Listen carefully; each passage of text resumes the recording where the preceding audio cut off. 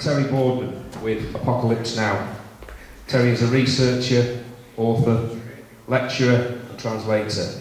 He runs all the W's 3man.org, which features on China, Japan, East-West issues, New World Order and lots more.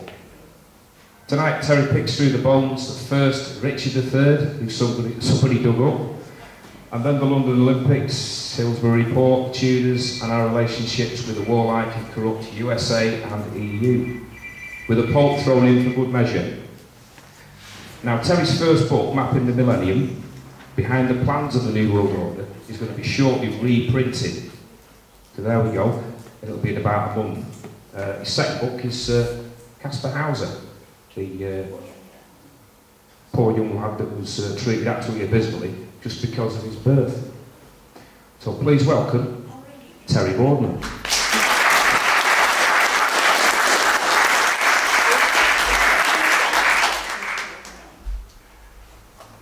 Switch this thing on first. Right. Is that okay? Can you hear me at the back? Yes. Good. If for any reason my voice drops a little, just give us a shout.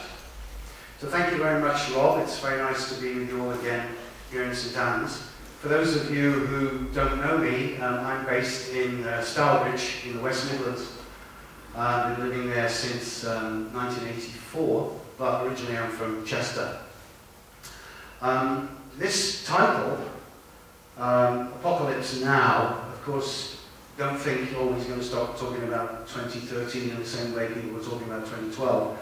The title, Apocalypse, is simply because apocalypse means revelation.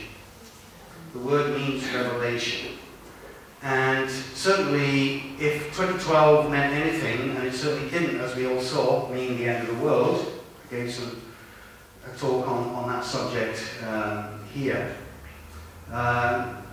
It did turn out to be a year of revelations, did it not? And it's that I'm going to be talking about today, particularly revelations for Britain. Richard III, I can well imagine you thinking, well, you know, what has Richard III got to do with me, meaning you? 500 odd years ago. But, you know, if you ask if any of you are Catholics or have been through Catholicism, or if any of you have been through a particular Protestant stream, then you ask yourself, well, what has Henry VIII got to do with me? Well, it has a lot to do with you, because without that individual, Britain wouldn't have become what it became as a Protestant church, Protestant country. And it's quite clear, as we saw with the death of Margaret Thatcher recently at the funeral, whatever you thought of Margaret Thatcher, it's obvious that an individual can make a big difference in the life of a nation. So, Richard III, the mystery or the revelation of Richard III, the thing that got me interested in him in this context is the timing with which this particular revelation occurred.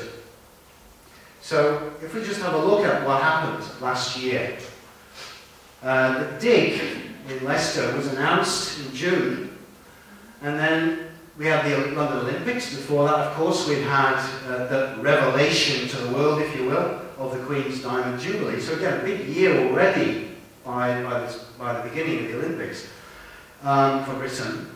Then the end of the London Olympics came on the 12th of August. Just by the by, Richard III was originally killed at the Battle of Bosworth on the 22nd of August, 1485. And then on the 25th of August, we had the beginning of the dig in Leicester. 29th to the 9th of September, we had the Paralympic Games. And then came, on the 4th of September, the announcement of the discovery of some bones. It wasn't yet totally confirmed what these bones were, but they were hoping that they would indeed be the bones of Richard.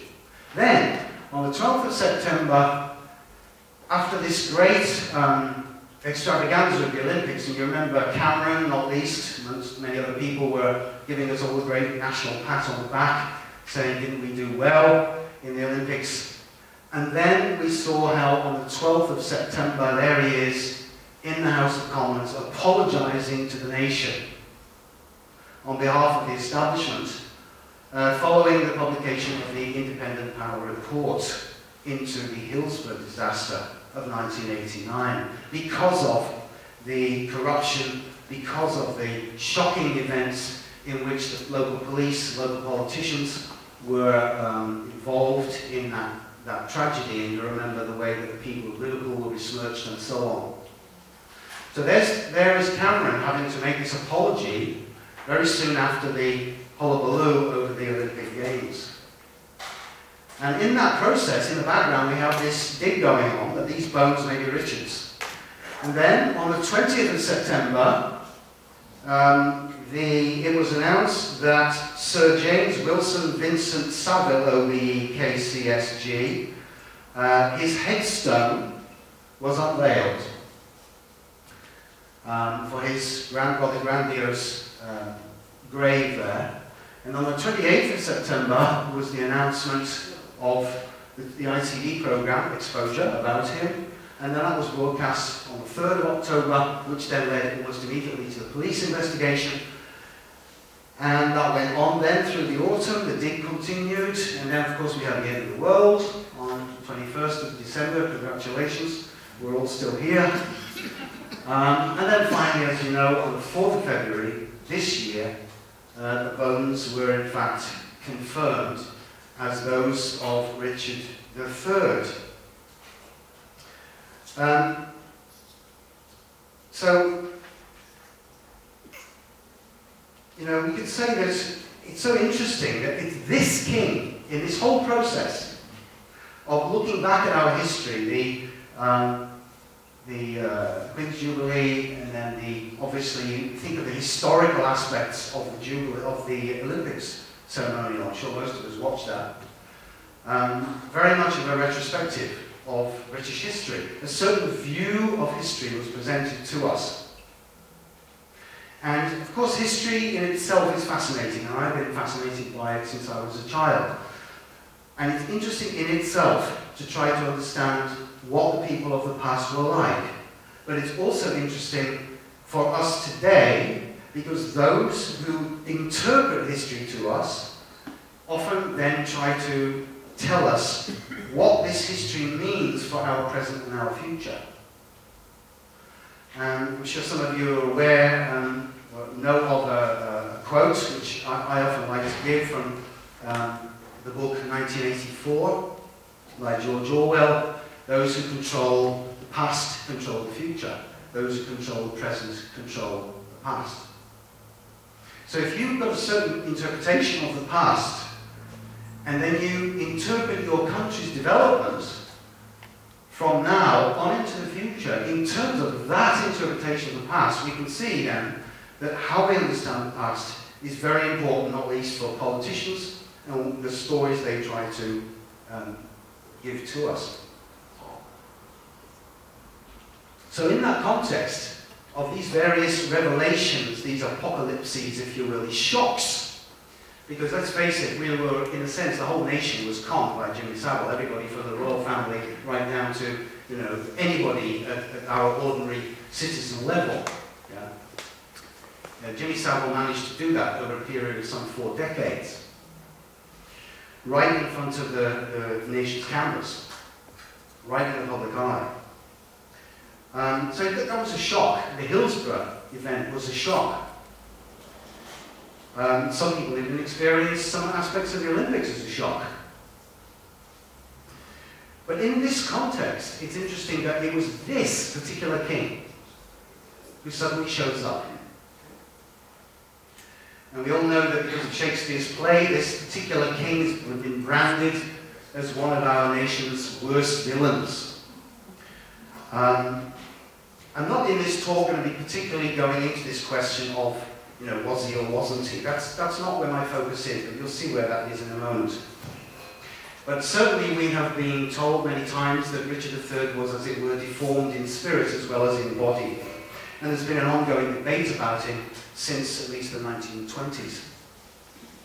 Now, irrespective of who it was who actually did away with the princes in the Tower in the summer of 1483, The princes were 12 and 9 years old. They were the sons of Richard's brother, Edward IV, and therefore Richard's own nephews. Irrespective of that, there are 4 possible candidates as to who might have done away with them.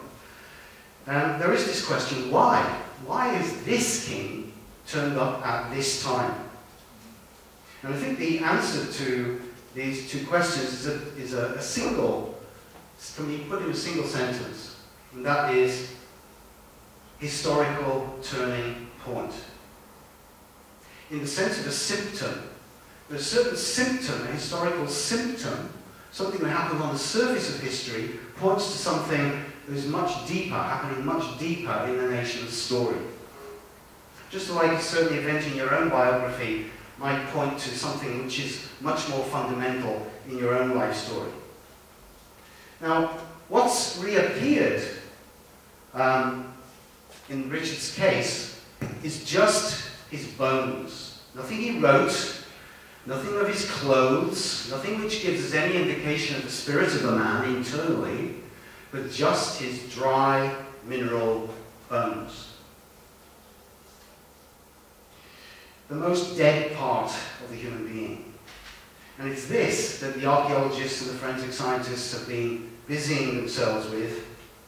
And at least they found that there was something to Shakespeare's portrayal of the man in terms of the fact that although he was not a hunchback, that he must have probably walked with a certain lilt, a certain uneven walk, because of the lateral curvature of his spine.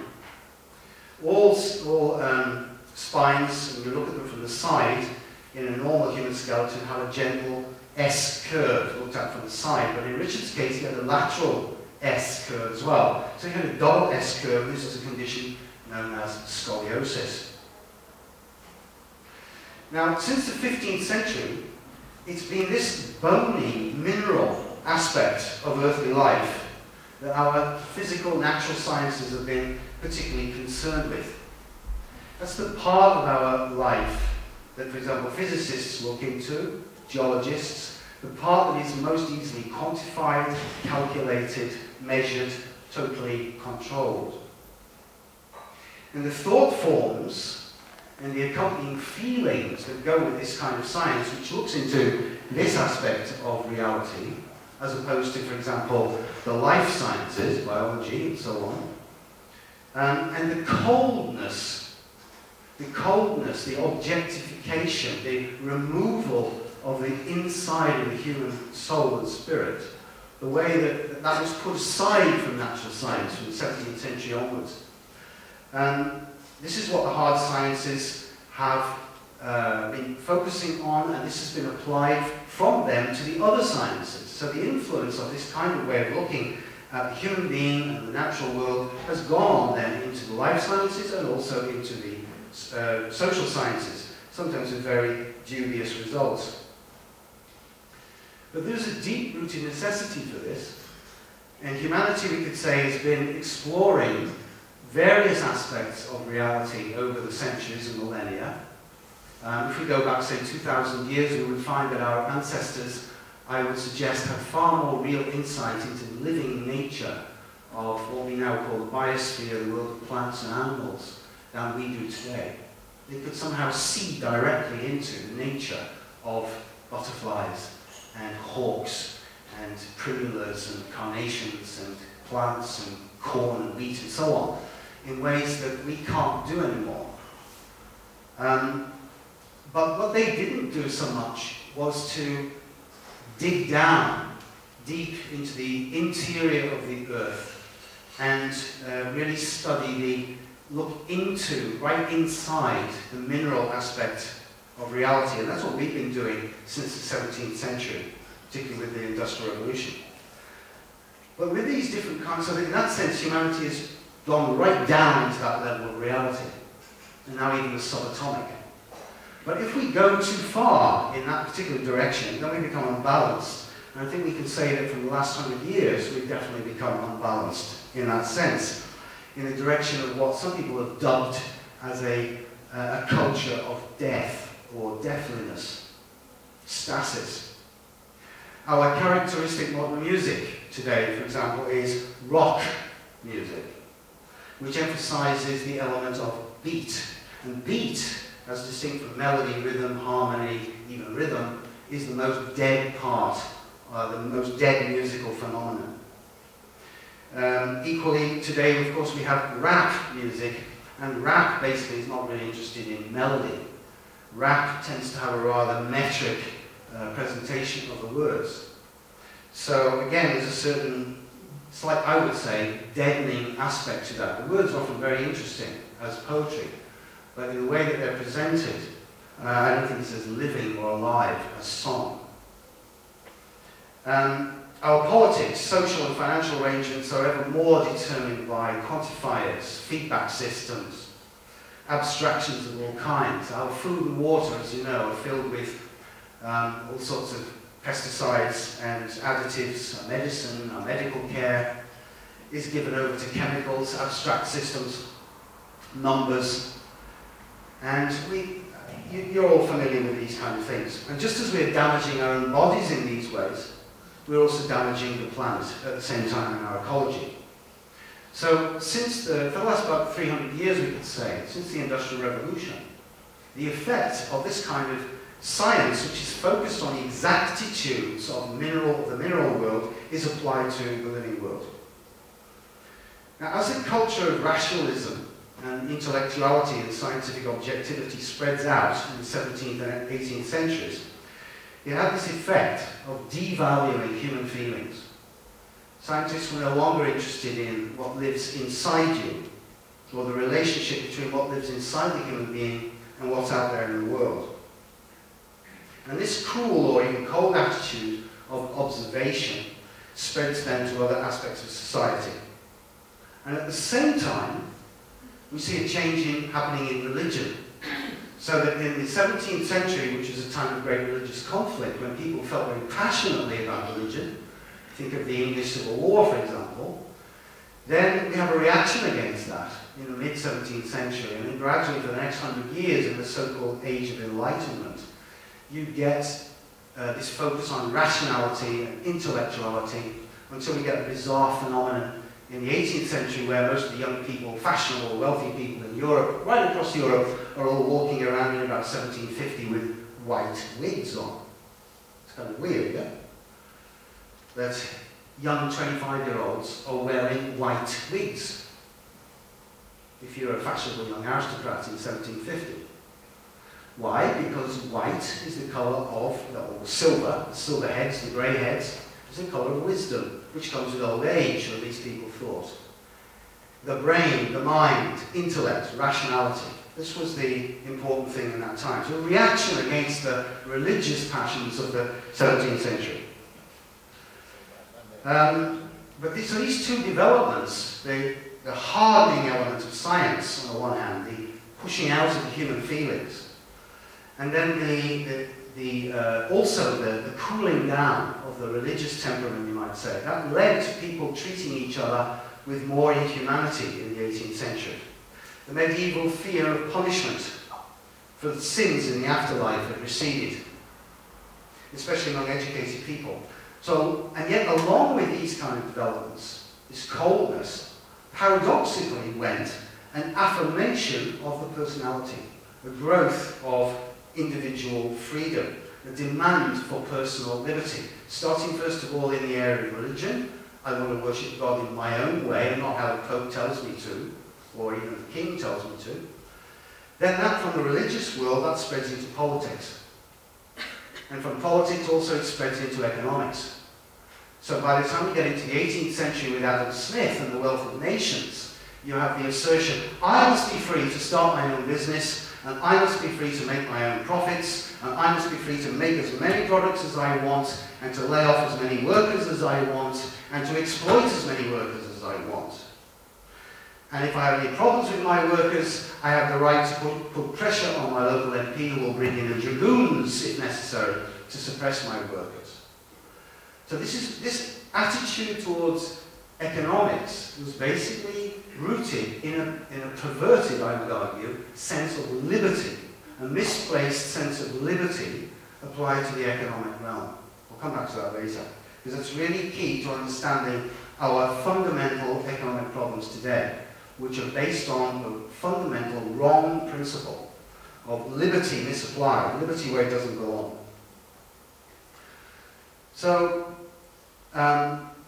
we could say that what took place then in the 18th century, because of this coldness in science, the cooling down of religion, the inhumanity in the economic realm. Think of how workers were treated in the first factories. Think of how children were made to work hours and hours underground in the mines, and so on. How could people treat other human beings like that when they were supposed to be Christians? Well, of course they weren't. You couldn't be a Christian in the real sense and treat another human being in that way.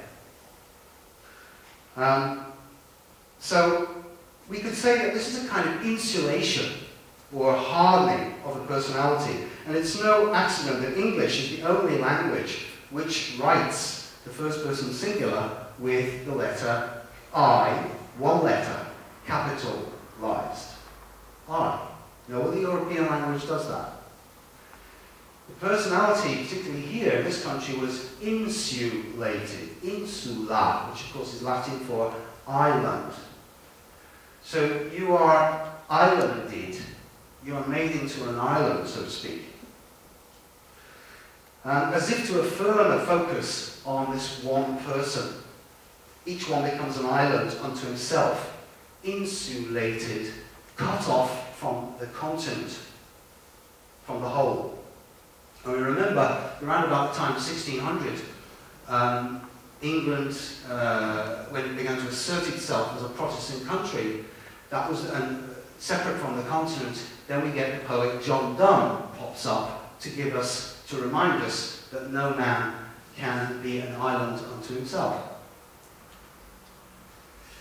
So Richard Plantagenet, Duke of Gloucester, the king who turns up, as I said, at this time, and that was the picture of him that I grew up with, probably some of you at school, that picture on the left there. But we are now told by the historians that this one is actually more realistic, a more realistic portrait. But recently, as you know, this has been produced based on the skull that was found. So this is by modern wizardry. They're able to make educated guesses as to what his face actually looked like.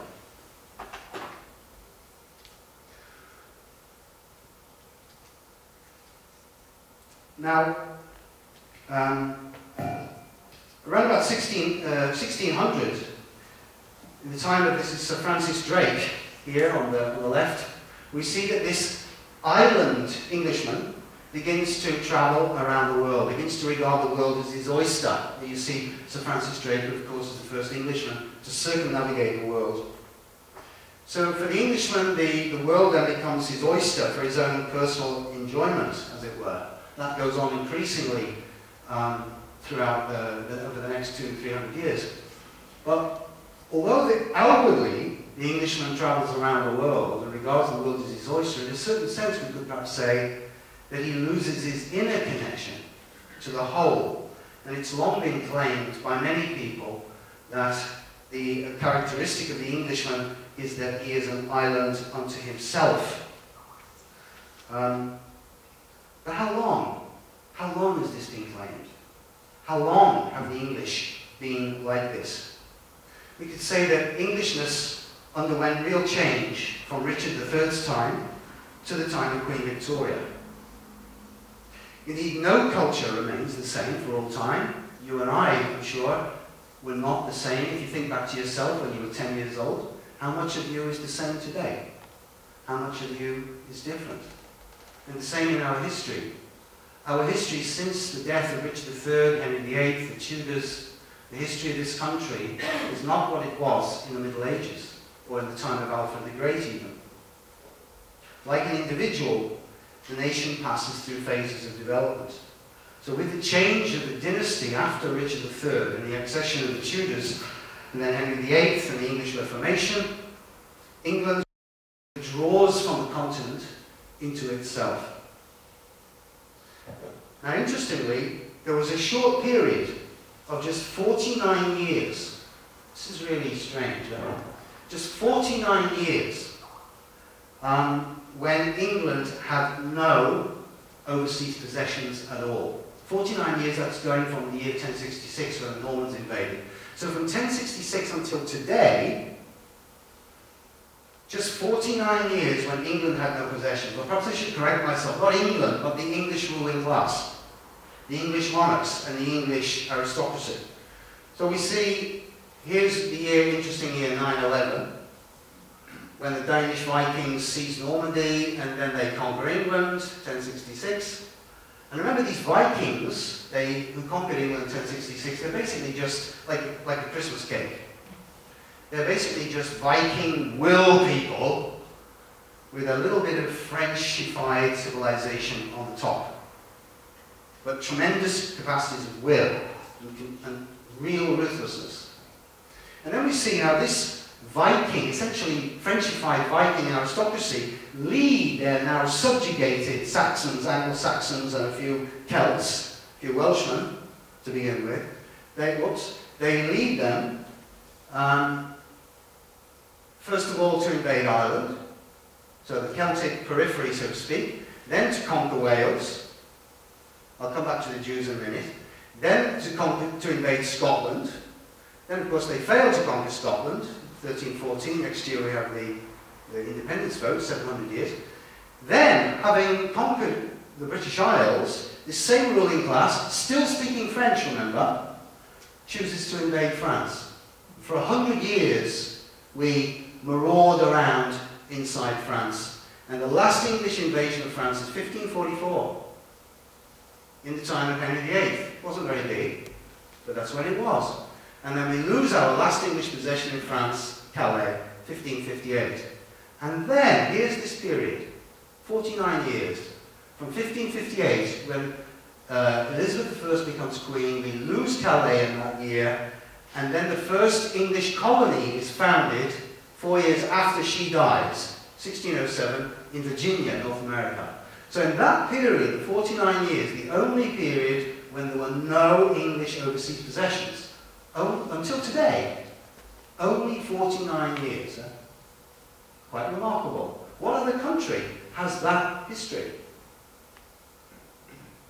I just mentioned the Jews here, where Edward expels the Jews from England in 1290, and then Oliver Cromwell allows them back in again. Just to point out that all of this conquering and invading took place when there weren't any Jews in England. Yeah? Of course, after they return, then they play a large role in the financial development of the British Empire. But what I'd like to draw your attention to is the fact that since our aristocracy, Viking aristocracy, conquered this country, they have persistently led aggressive campaigns, first on these islands, and then on the continent, and then throughout the world. And that's quite remarkable. So, for example, here are the mere 22 countries never to have been attacked or invaded by Britain. Britain has attacked 9 out of every 10 countries on this planet. This comes from the book, All the Countries We've Ever Invaded and the Few We Never Got Round to, by Stuart Laycock. And the few we never got round to include places like Luxembourg, Tajikistan, Uzbekistan, Kyrgyzstan, Liechtenstein, and the Vatican City. But again, you know, it's quite a remarkable thing. You know? I mean, this is our history, folks. This is our heritage. It's quite special amongst the peoples of the world. Other countries have had empires, but this is, I would say, it's pretty special.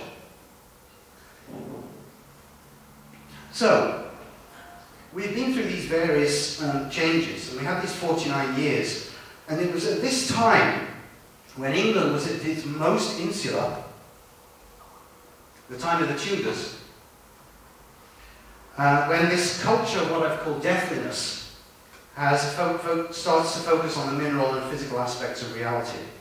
And this grows and grows until it reaches a kind of peak in our country, until the time of the Victorians, with its nightmarish industrial scenes, its cult of the funereal, its love of Gothic horror, its class system.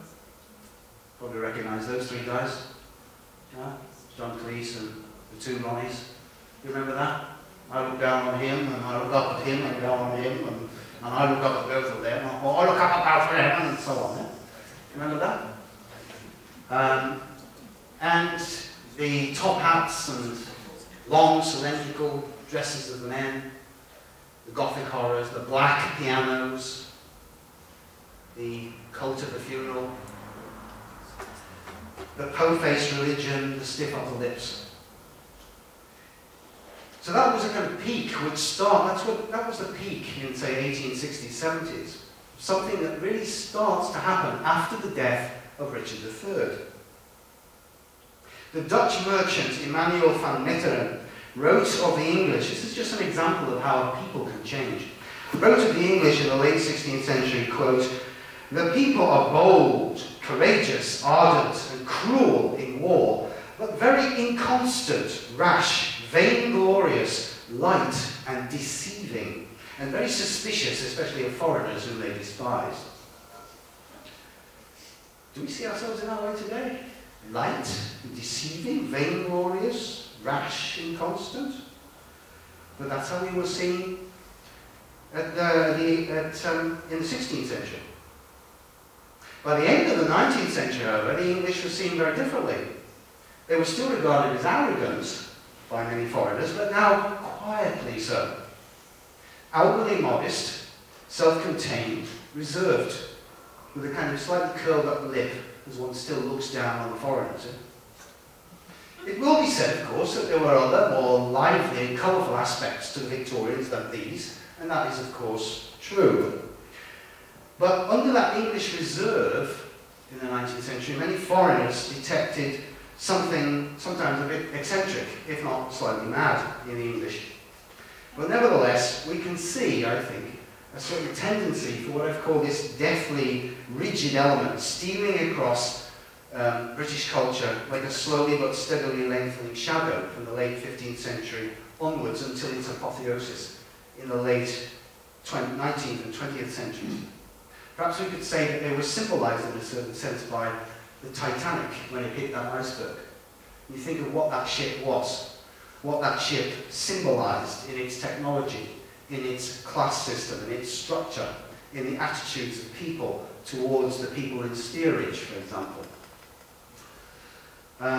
Or in the horrors, the mechanized horrors of the First World War. Think of the attitudes by which millions of working class men were thrust into that slaughterhouse on the Western Front by their so-called social superiors.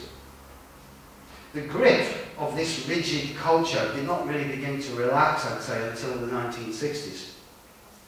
And yet, with this culture of deathliness and rigidity from the 16th to the 19th centuries, as I've said, paradoxically, you get at the same time this self-assertion of the individual, self-assertion, freedom of the personality, which increasingly produces free-thinking artists and scientists.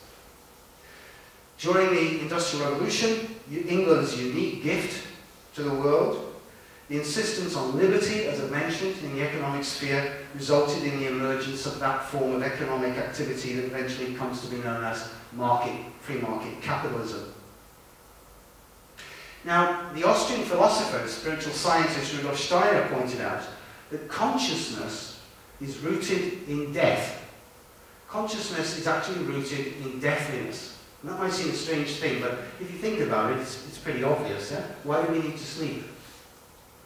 Because every day we exhaust our life forces through using our consciousness.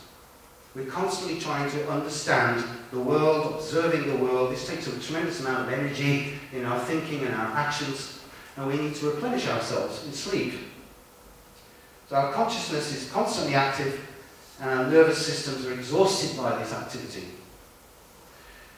So, in the lifetime of Richard III, a certain telling symptom or picture, external picture of this growing deathliness in European culture was that wealthy Western warriors were entirely encased in suits of steel armor. For example, at the Battle of Bosworth, they would have looked like that on the left. This would have cost you a small fortune. It would set you back an arm and a leg, something like a Lamborghini or something. This is armour is from Milan, the greatest. The Germans and the Italians were the greatest armour makers. Armour makers at this time were reaching absolute acme of their skill and capacity. Yeah? And we can see that these guys actually look not very different from our 20th century robots. Here's C-3PO from Star Wars, or our riot police today. Yeah?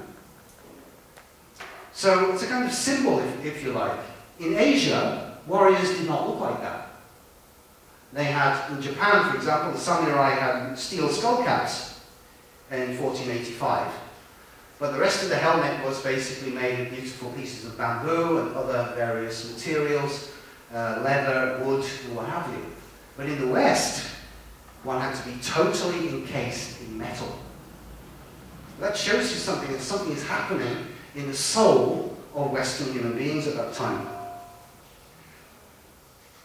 As with the armour, so also late Gothic architecture of the period was soaring up, had been through the Middle Ages, and then reached a kind of culmination around about the late 15th century.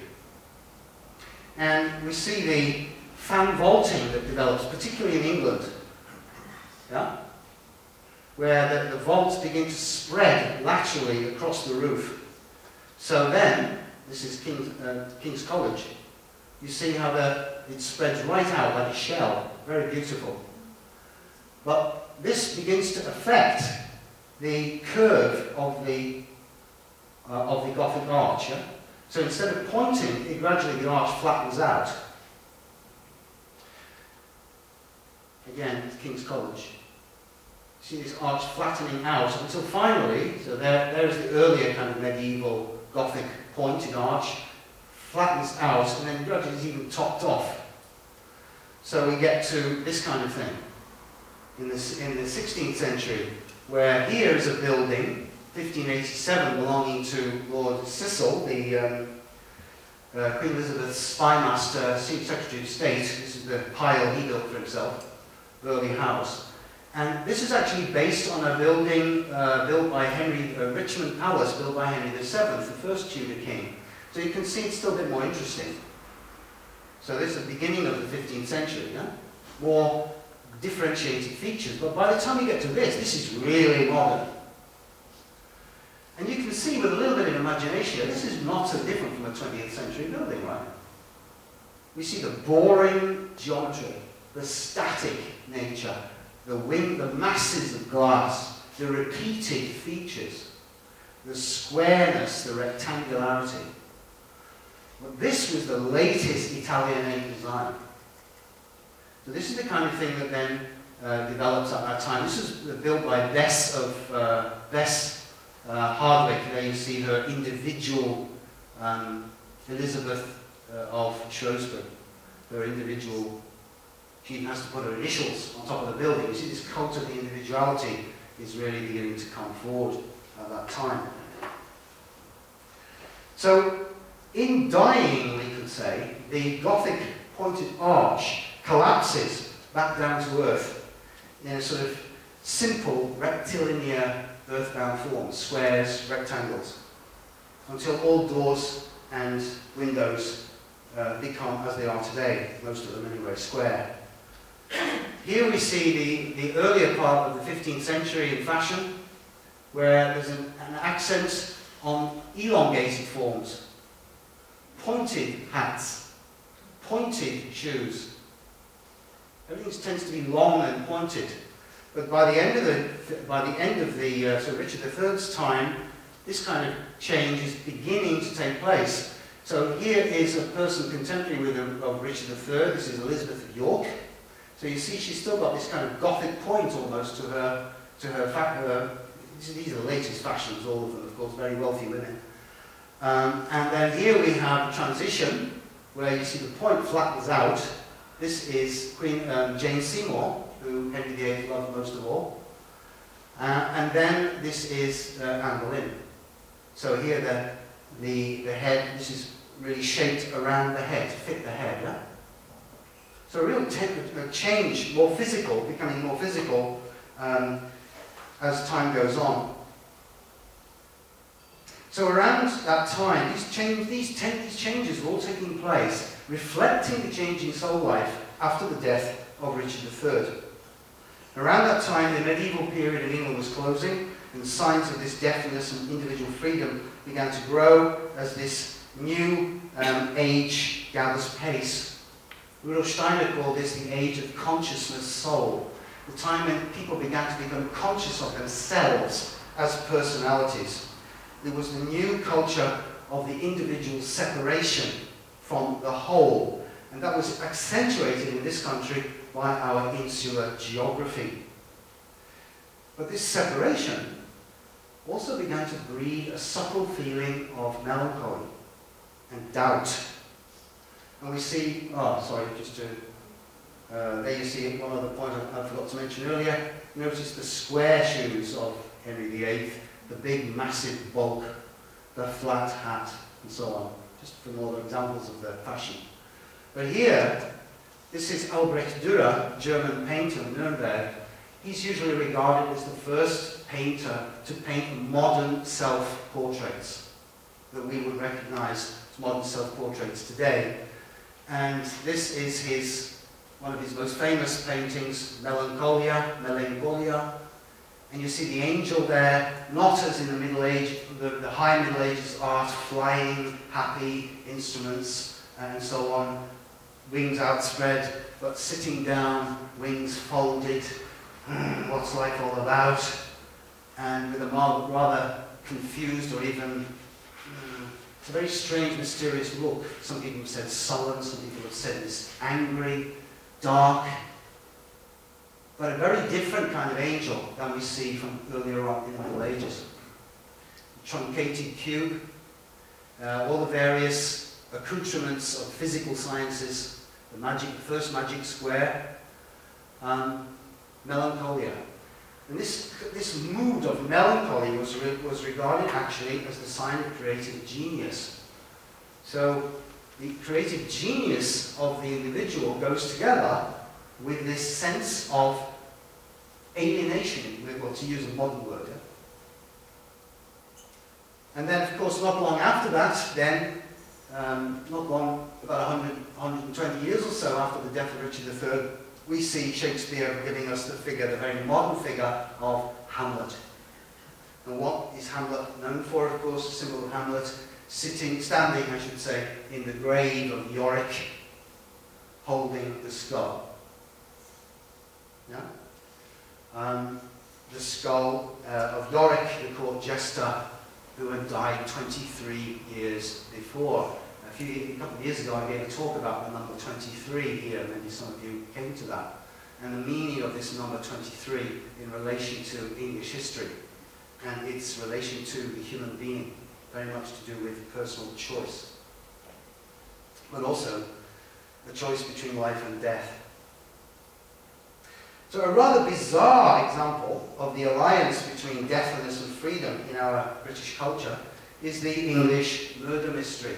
Any murder mystery fans here? Oh yes, good job. I always feel it's a very interesting phenomenon. Murder as entertainment. Murder as intellectual puzzle for the personality to solve.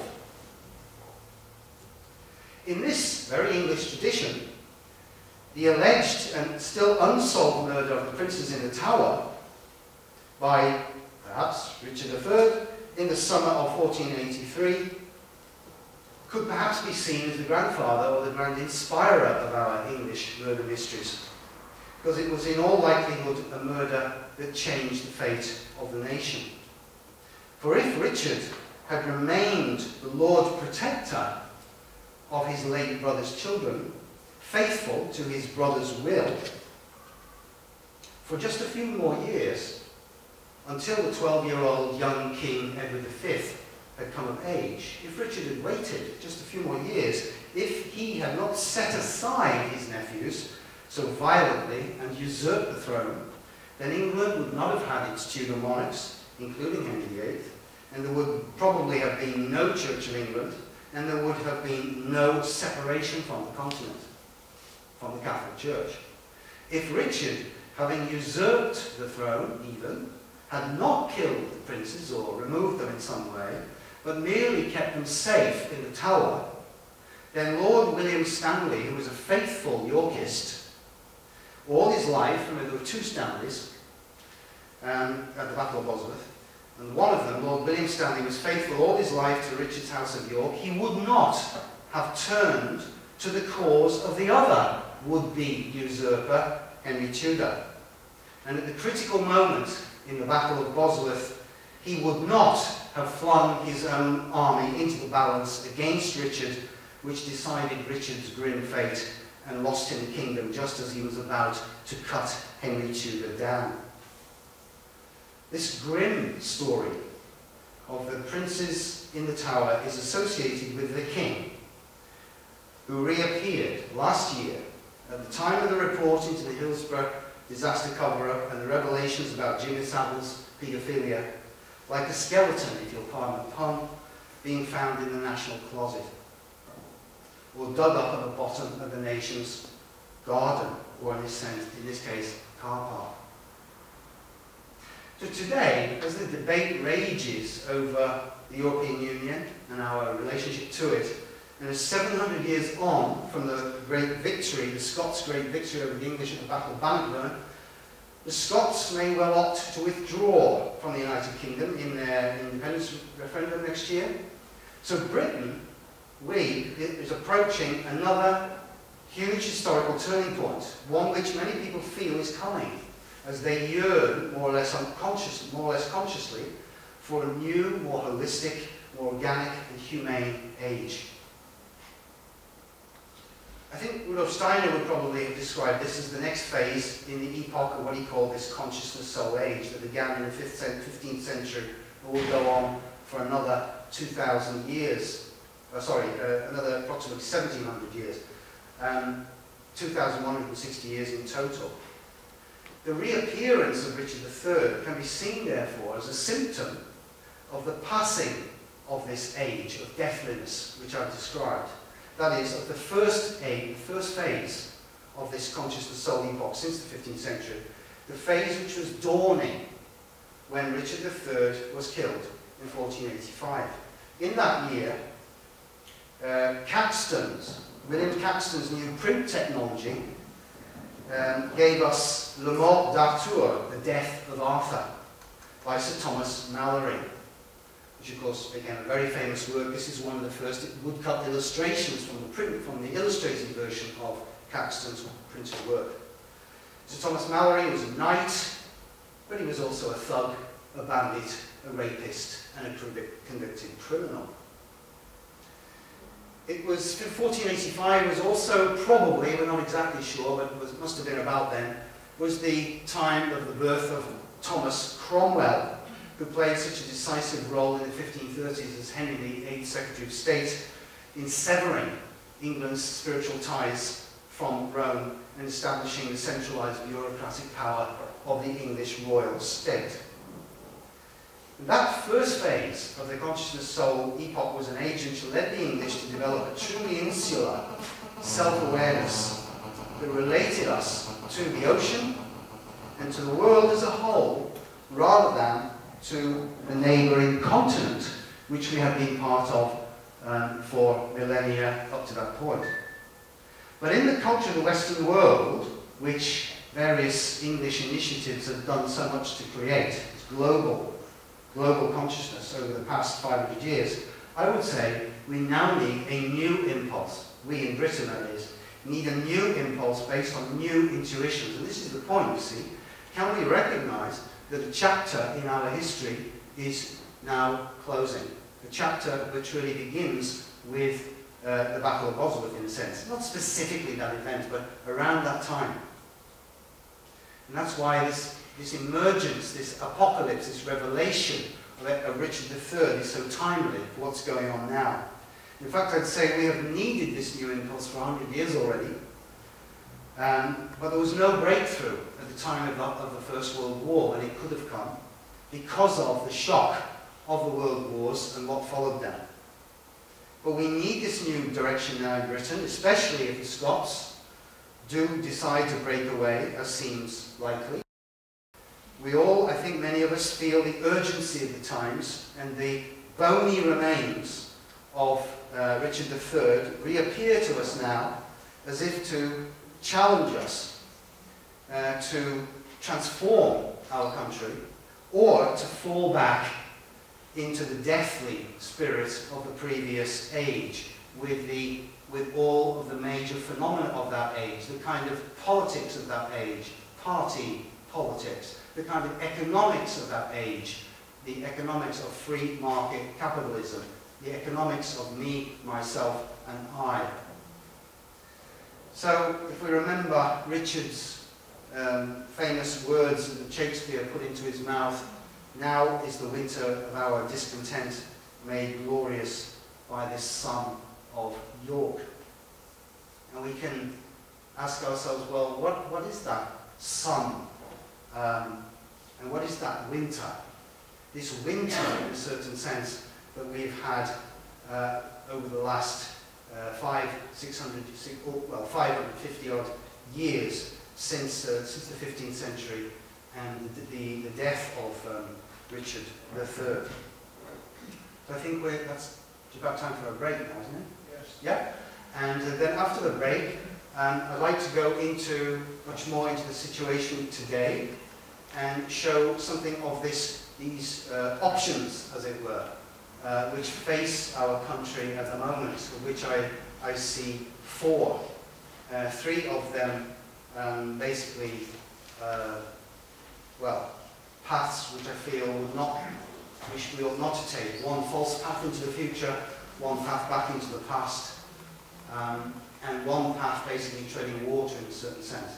And then try to outline what I think would be the rightful path, that we are in a sense the historically legitimate path which we need to take from this point on into the 21st century. So, we'll see you after the break, and thanks very much.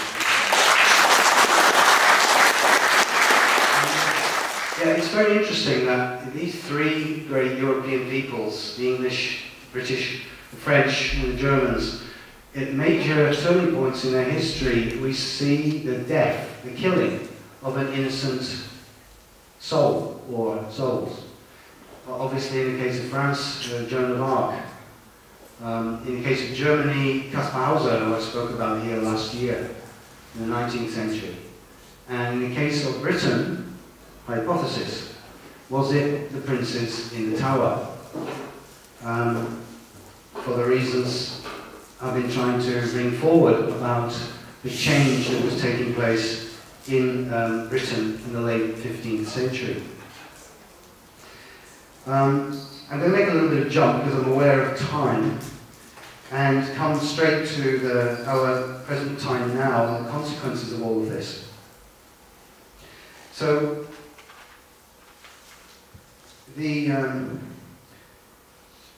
there's a certain binary choice which the media are telling us we stand before at the moment in terms of this historical choice I mentioned to you, following perhaps what the Scots will do next year.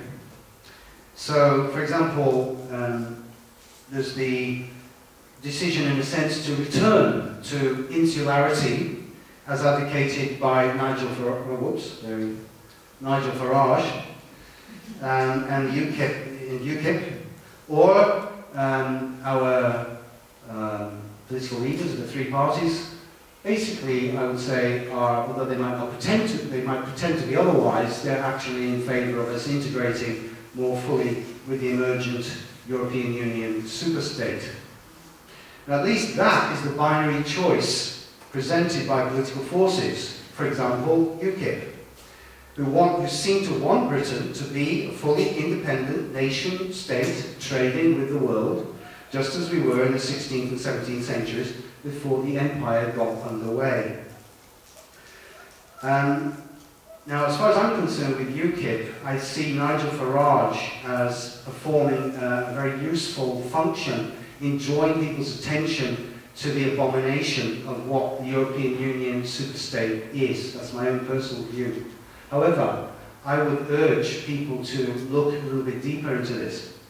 Because what we actually mean by sovereignty and independence, about which, for example, UKIP speak, in their case, they're basically meaning independence from the EU. But British sovereign independence is actually an illusion. And it has been since First World War, specifically in 1915, when we were forced to borrow £500 million for phenomenal amounts of money in those days from this guy, J.P. Morgan, in order to continue the war against Germany. So basically, after a year of the war, we were broke. And to continue the war, we had to raise that money. And since that time, from New York, and since that time, British foreign policy has been increasingly beholden to the will, not of European countries, because after all, the EU's only been with us since the 50s, but beholden to the will of the USA, as was most dramatically revealed in the Suez Crisis, 1956, and by Britain's participation in all of America's wars since Suez, with the exception of Vietnam. UKIP's declared defence policy would continue the UK role in the US-dominated NATO. UKIP would, which I'm quoting here from their defence policy, quote, strengthen our commitment to NATO while withdrawing from all EU operations, unquote, and, quote, maintain Britain's independent nuclear deterrent with existing Trident submarines, cost some 30 billion, and then replace them with 4 British-built submarines armed with US missiles. So still US missiles, unquote.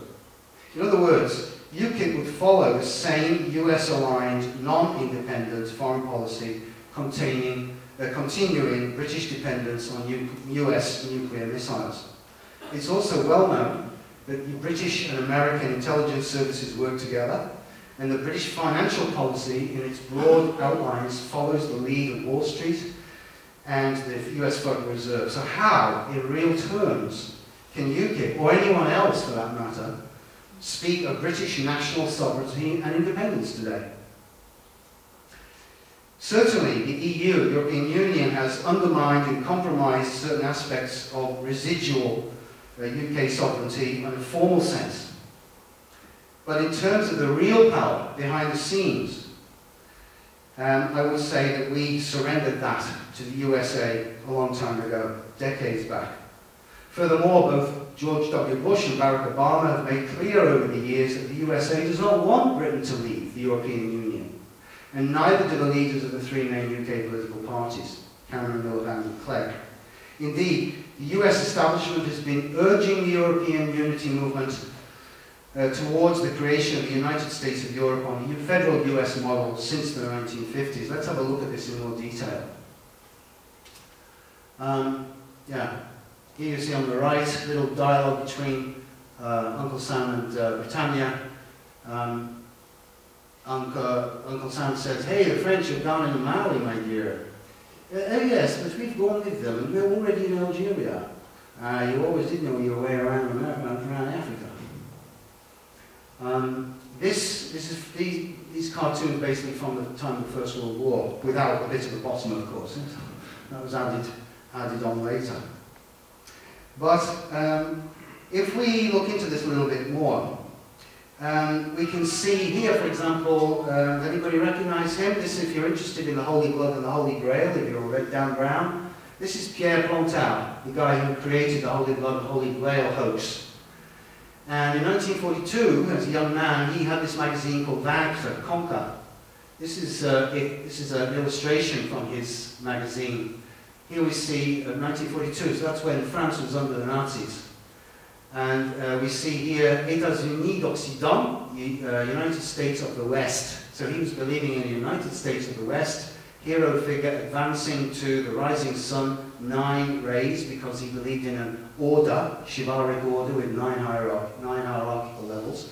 And here we have 1946, and Aquarius. And here we have Brittany and Bavaria. So Plantin actually believed in a union of the West, and we don't have a colour for that, but I wouldn't be surprised if it was dark blue. Here we see 7 stars instead of 12. Over here we have The Economist, 1990, with the EU flag inside the American flag. And that's the scenario which The Economist was already flagging up at that time, one running goal of theirs. So let's look at this in some more detail, if you'll bear with me. Go back to the year 2000, Daily Telegraph. Euro-federalists financed by US spy chiefs. I'll read this, it's interesting. Declassified American government documents show that the US intelligence community ran a campaign in the 50s and 60s to build momentum for United Europe.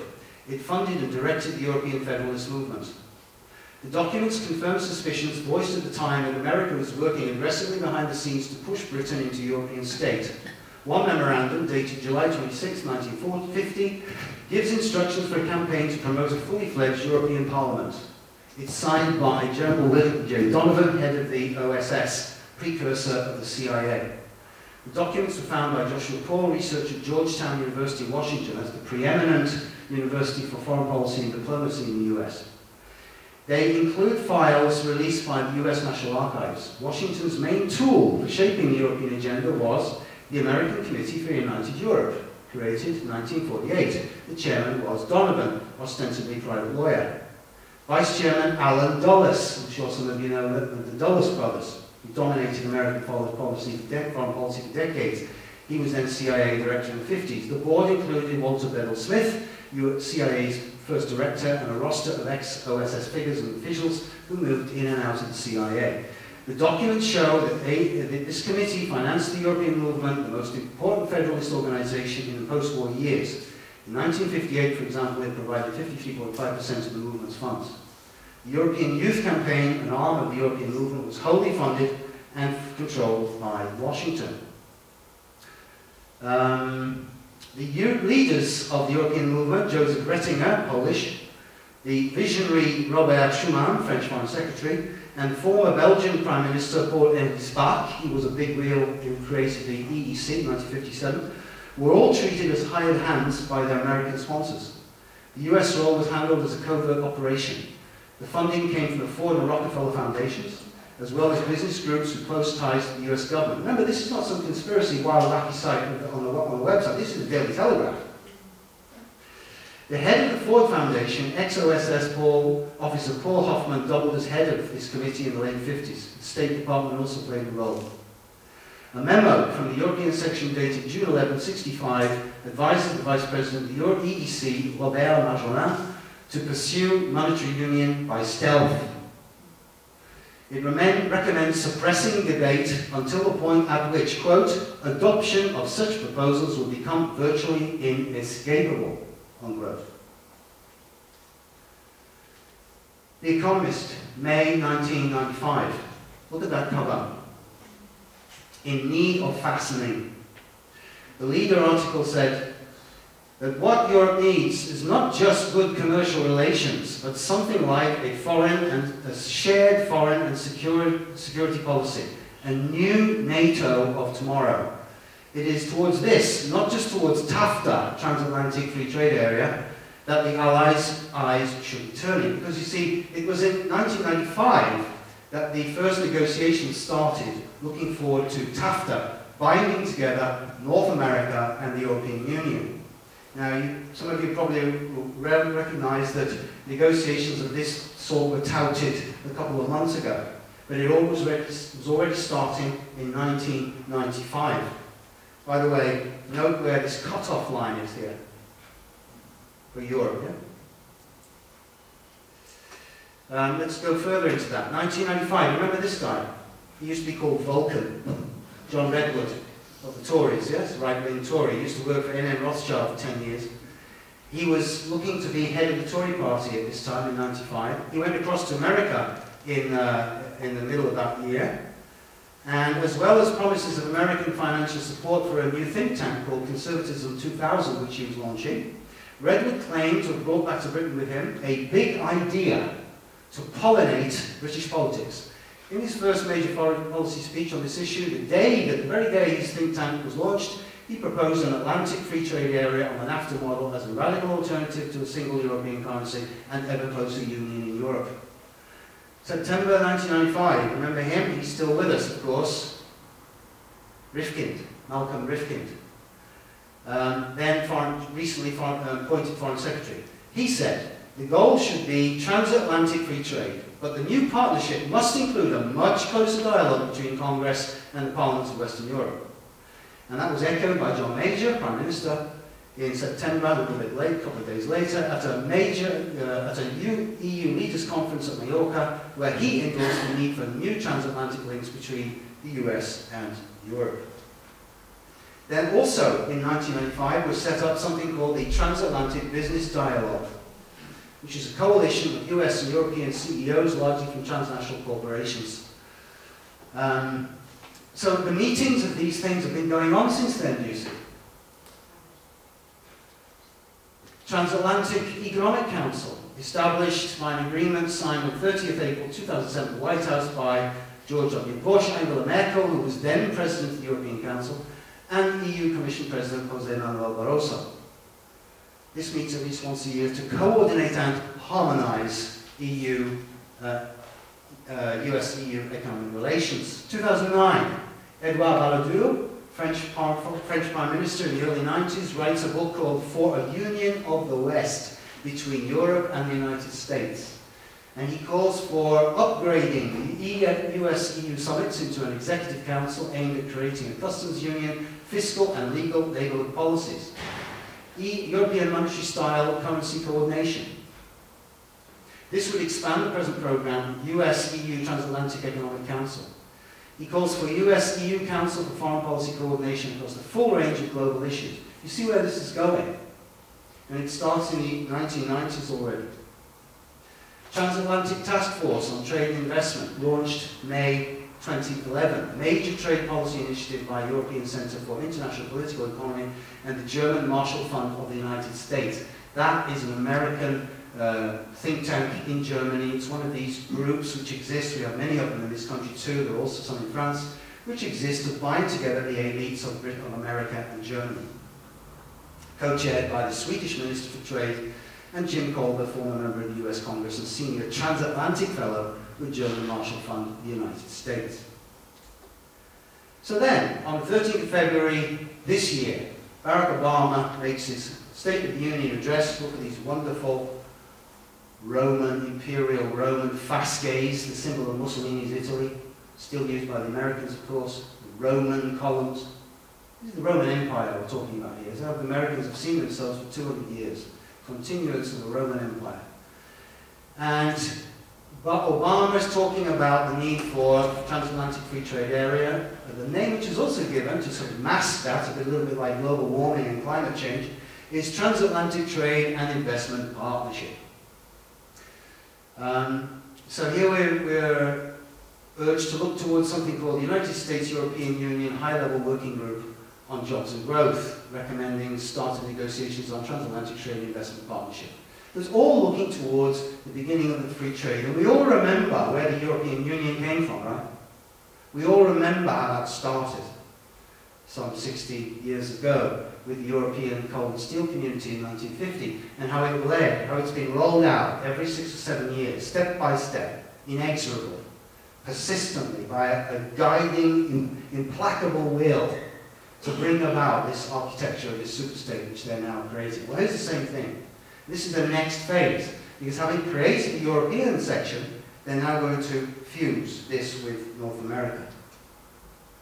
So in his State of the Union speech, Obama says, with his usual Obama flourishes, "Tonight, I'm announcing that we will launch talks on a comprehensive transatlantic trade and investment partnership with the European Union, because trade that is fair and free across the Atlantic supports millions of good-paying American jobs." How often have we heard that kind of nonsense? However, Dan Hamilton Center for Transatlantic Relations at John Hopkins University, the university founded by Skull and Bones alumni in the 19th century, says that US investments in France and Belgium alone in 2010 were as high as in India and China combined. France and Belgium alone. It shows you the interest that the US has in the continent of Europe. Vice President Joe Biden says the fruits of success of this transatlantic union would be almost limitless. An economic NATO. So Then, of course, we come to a little deeper down the rabbit hole. Zbigniew Brzezinski. And on the 19th of April this year, he took part in a conference in Bratislava, in Slovakia, and spoke to an audience of Central European VIPs, and he too called for an EU-US trade pact which can halt the decline of the West. So nothing about, he's not really interested in good-paying American jobs. Brzezinski sees things on a much bigger meta-historical level. Western democracies, he says, should create a transatlantic trade bloc to counterbalance Chinese power. Quote, in Western Europe today there is a dearth of historical imagination and global ambition. There is no Churchill, no de Gaulle, no Adenauer. Current political discourse is dominated by narrow perspectives. Well, later on I'll try to suggest, well, there is a big idea out there, and one which we should take up, and it's not one that he's fond of, or possibly even knows about, although I suspect he does. In the context of China's growing economic and military power, he said, the creation of an EU-US free trade zone could revive transatlantic relations and create a new geopolitical equilibrium. There's enormous promise in that concept, he says. It can create additional transatlantic bonds, it can shape a new balance between the Pacific and Atlantic oceanic regions, while at the same time generating in the West a new vitality, more security and greater cohesion, in these abstract, vague terms. And in Foreign Affairs 1997, Foreign Affairs magazine, of course, is the in-house magazine of the Council on Foreign Relations, the main American foreign policy think tank, bipartisan. Brzezinski publishes this map, the geostrategy for Eurasia. It's 1997. And there you see Atlanticist Europe, conceived as one entity. Greater China, conceived as having control over Pakistan. US is controlling Japan. And Confederated Russia divided into three parts, one of which is called the Far Eastern Republic. That was something which the Western powers attempted to set up in 1919, the Americans and the Japanese together, but it didn't work out at that time. They're still conceiving of that. The division of Russia, the excision, cutting off, in fact, of these two parts of Russia so that Russia can become a European power. And in Foreign Affairs magazine 2010, it's here, there's an article by Charles Kupchan, a disciple of Henry Kissinger, why Russia should join NATO, which might seem absolutely crazy to you, but no way is Russia going to join NATO over Putin. But please remember, these people think a long time ahead. If you separate Russia's Eurasian territories east of the Urals off and make Russia purely a European country, then you can scare it with threats of a new yellow peril into joining into Atlanticist Europe and then control the destiny of Russia. And this, I would submit, is the actual Brzezinski game plan at the highest levels of Anglo-American geopolitical thinking for the 21st century. So,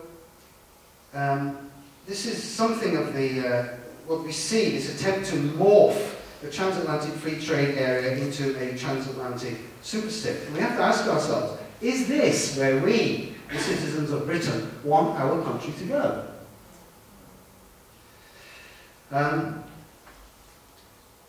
Let's go a little bit further down the rabbit hole. This is The Economist from 1990. There's that map, there's that flag again. And I've showed this before in talks here, but it's really, really important because it gives a real clue into how they see it. See, this is 1990, we're going back further still into the 90s, where you see these circles who are behind the US British elites, which have been conceiving of these things for 100 years already. Britain, Europe, and America fused. Euro-America. Separated off mentally from Euro-Asia. At that point. At that point. And these are the other parts of the world. A new and accurate map of the world. This is the conception for the 21st century from the point of view of the Anglo-American elites in 1990. 1 week before Bush's New World Order declaration to the US Congress on the 11th of September 1990. And what's behind all this? Well, Winston Churchill gives us a clue. on the 14th of May 1947 in London, the Albert Hall, in a speech where he says, or he did say, I won't attempt to put on a Churchillian accent, we do not, of course, pretend that united Europe, because of course he was in support of that, but not with Britain in it. We do not pretend that united Europe provides the final and complete solution to all the problems of international relationships. The creation of an authoritative, all-powerful world order is the ultimate aim towards which we must strive. Unless some effective world supergovernment can be set up and brought quickly into action, the prospects for peace and human progress are dark and doubtful.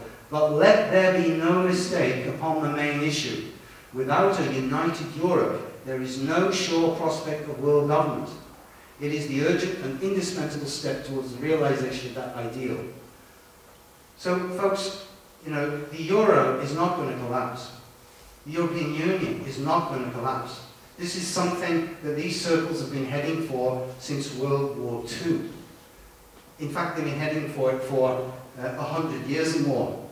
And yet, our media continually try and con us into thinking, well, the United States of Europe or the European Union is basically a German scam, a German plot, a Nazi plot, the German problem, or a French plot, or a Catholic plot, a Vatican plot. Well, the Vatican, they've got a big wheel in the game, that's true.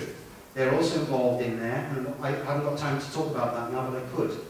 But the main drive for this European Union as an indispensable part of the plan for world supergovernment by the new Roman Empire has been coming from our English-speaking elites.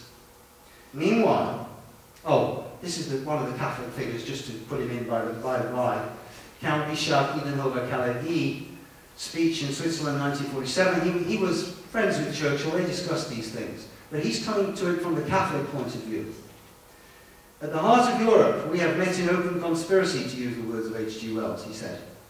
The purpose of this conspiracy is to organise immediately across Europe parliamentary majorities that will be strong and stable enough to impose upon governments the full implementation of our programme, which is the European Union within the framework of the United Nations. And this flag, of course, actually comes from the organisation he founded, the Council of Europe. Yeah? He created something called the Pan-Europa movement in the 1920s, and out of that came eventually the Council of Europe, and it took its flag from his original movement. So, this is a very, we have to go back further, I'm afraid, because we really need to see what's at the bottom of this rabbit hole, so to speak. Yeah? You're probably familiar with this man. Recognise him? Cecil Rhodes, British mining magnate of the 19th century, who was involved in taking for us the gold and diamonds of South Africa in the Boer War. This guy you probably don't know. This is W.T. Stead, one of the leading journalists at the time. He was also an occultist and a raving imperialist. These two, together with this aristocrat, who he was very close to Edward VII. His name is Reginald Brett, Lord Esher. These three, with backup financial support from Lord Rothschild, these three created this Society of the Elect, a secret society dedicated to Anglo-American reunion and global world empire, world domination by the English-speaking peoples. First step, control of the gold and diamonds of South Africa, which was brought about by the other member of their gang, Alfred Milner, Sir Alfred Milner, who set up the Round Table movement. Very important figure, banker himself, also a big Freemason himself, but behind, and he also in effect effected a coup in 1916 in the British government, which continued the war for the last 2 years of World War I. Very crucial figure, Lord Alfred Milner. And he basically, after Rhodes's death, he was the one who continued the Rhodes group, this whole group, and set up the Rhodes-Milner, the Rhodes Scholarship Trust, which you've probably heard of. Important figure. Now, Stead wrote in 1890, in his book, The Pope and the New Era, being letters from the Vatican, 1899, he asked, what are the distinctive characteristics of the new era? There are three. One, the world is passing into the hands of the English-speaking peoples. So remember, this is from his perspective, not from my perspective, his perspective. Yeah? Two, society is being reorganized on a socialist basis. Stead was a liberal. Yeah? He was a liberal. He wasn't a Tory or a reactionary, but yet he was an imperialist. He believed in the British people were superior to everybody else, and that the empire was, as it were, what was God's will, so to speak. And it was our duty to civilize the rest of the great unwashed. And sorry, that should be number 3, mistake there. Woman, he said, is at last beginning to be recognized as a being with right to equal privileges and opportunities with man. When these changes are fully accomplished, taken together, they amount to the most sweeping revolution ever achieved on this planet. So, English-speaking people, socialism, feminism, women's rights. So we have to get women involved as well in this imperial drive of the English-speaking peoples, is what he was saying. In 1899, he wrote to Cecil Rhodes something very interesting. As it seems to me, he says, your idea and mine is in its essence the undertaking to rebuild the city of God and reconstitute in the 19th century some modern equivalent of the medieval church of the 9th century on a foundation as broad as humanity.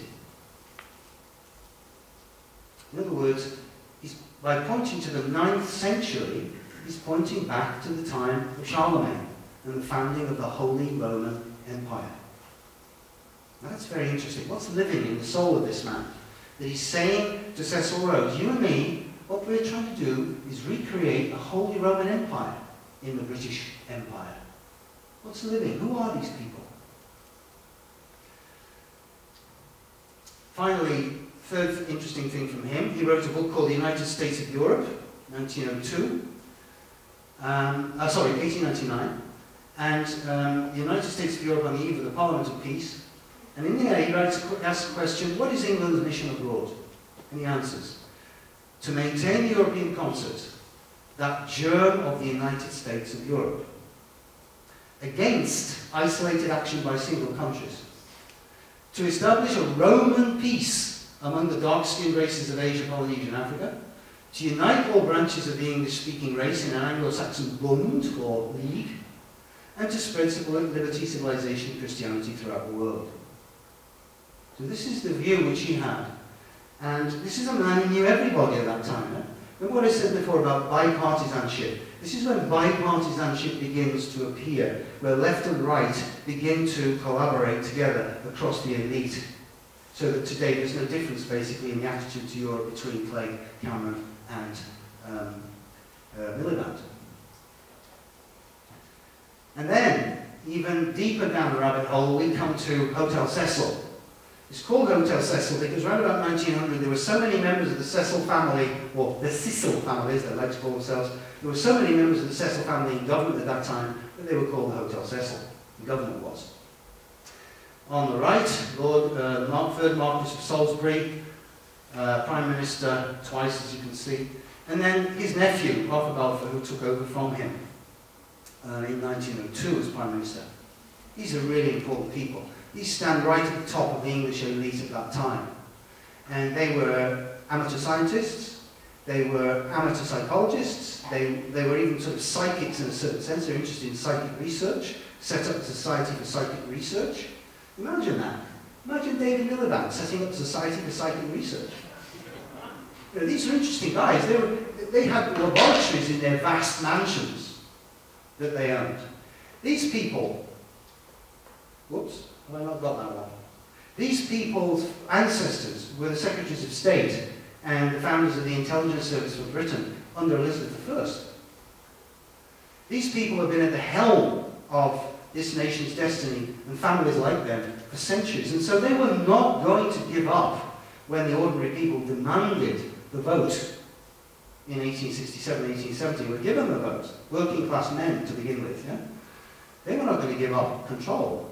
They were going to find other ways to get into the heads of working class voters, the majority of the masses, so as to influence their views through the mass media and the rest of it. And they had some very interesting thoughts. For example, Balfour contacted Theodore Roosevelt, President of the USA, in 1909, when both of them had just left office. And Balfour suggested to Roosevelt an Anglo-Saxon confederation. Please, as you listen to this, keep in mind what's going on now with the transatlantic union.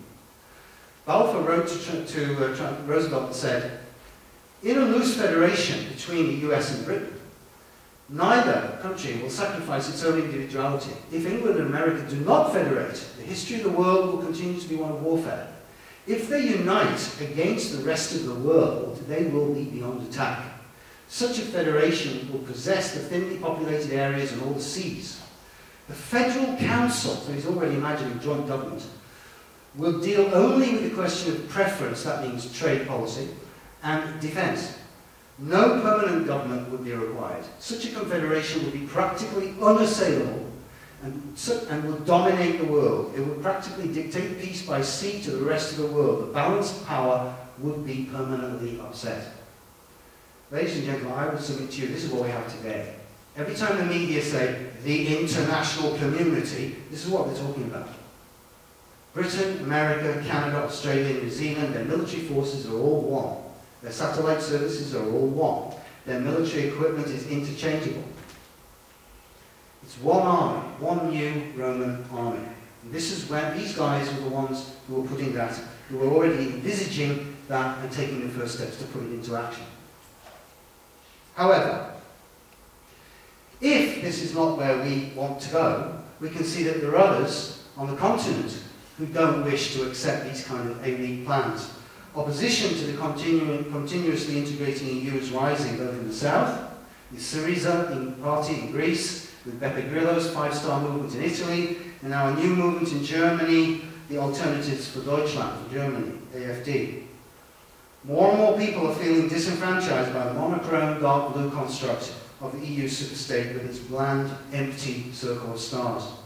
A project which has been driven forward almost covertly by European and American elites since the late 1980s on the lines of an enlarged nation state. There's nothing new about this concept. It's basically just the attempt to recreate the American Federal Union in Europe with a single government, single parliament, single Supreme Court, and single market. Now, another jump. These three animals, the hart, or stag, the lion, and the boar.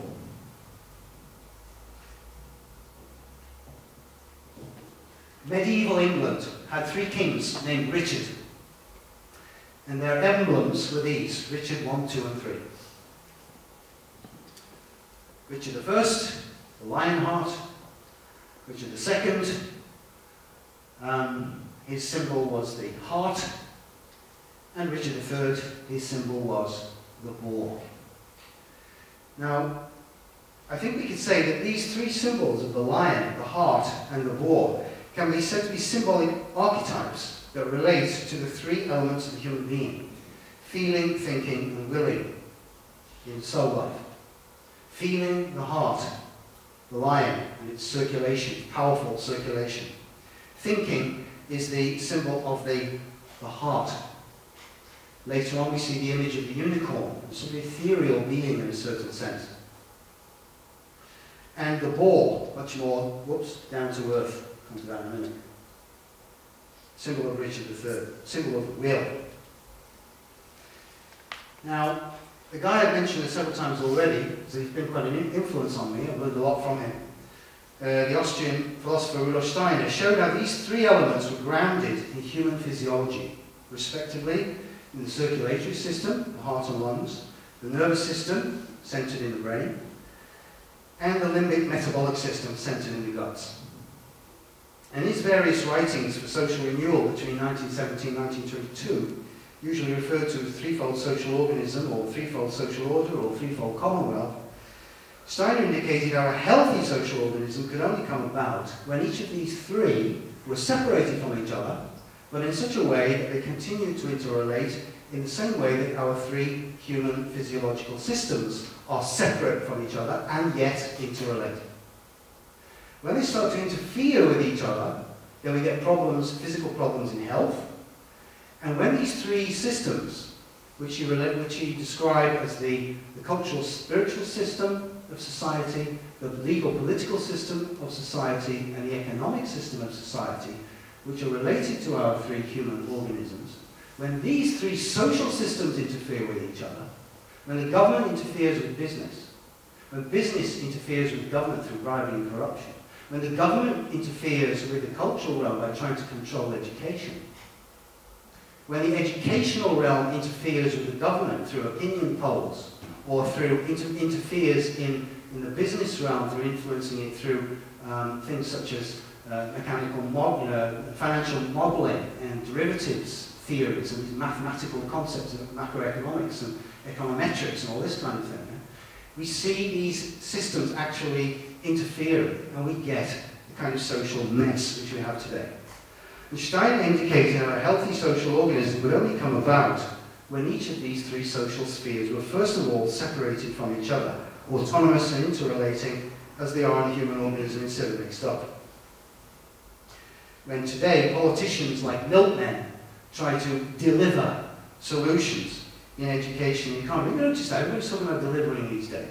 We're going to deliver this, we're going to deliver peace, we're going to deliver freedom, we're going to deliver greater efficiency in this or that or the other area of society.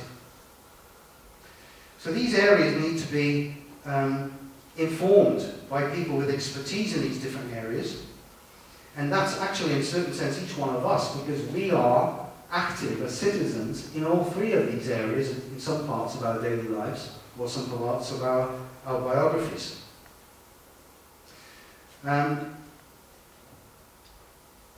So they need to be disentangled, independent of each other, not interfering, but interrelating.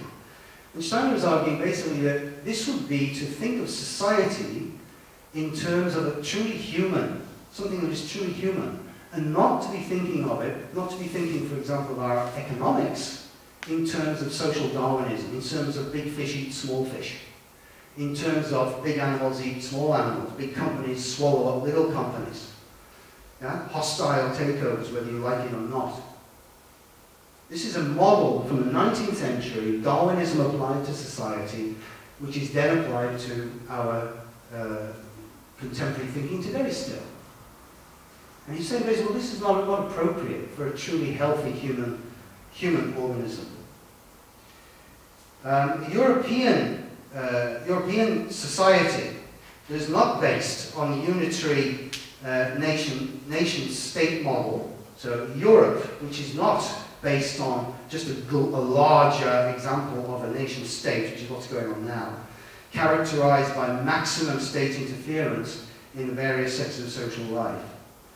But if you had a kind of a threefold relationships between countries in Europe, then you have the real human model, which I think would best correspond to our real interests and aspirations today. Rights issues, the law and politics, would be left to local, regional and national assemblies and groups to determine in accordance with their own customs and inclinations. That means they're evolving over time, life of feeling. Politics is the life of feeling. Law is the intuitions of human beings based on feelings and imagination. Law and politics is the realm of drama, and drama is the realm of feeling.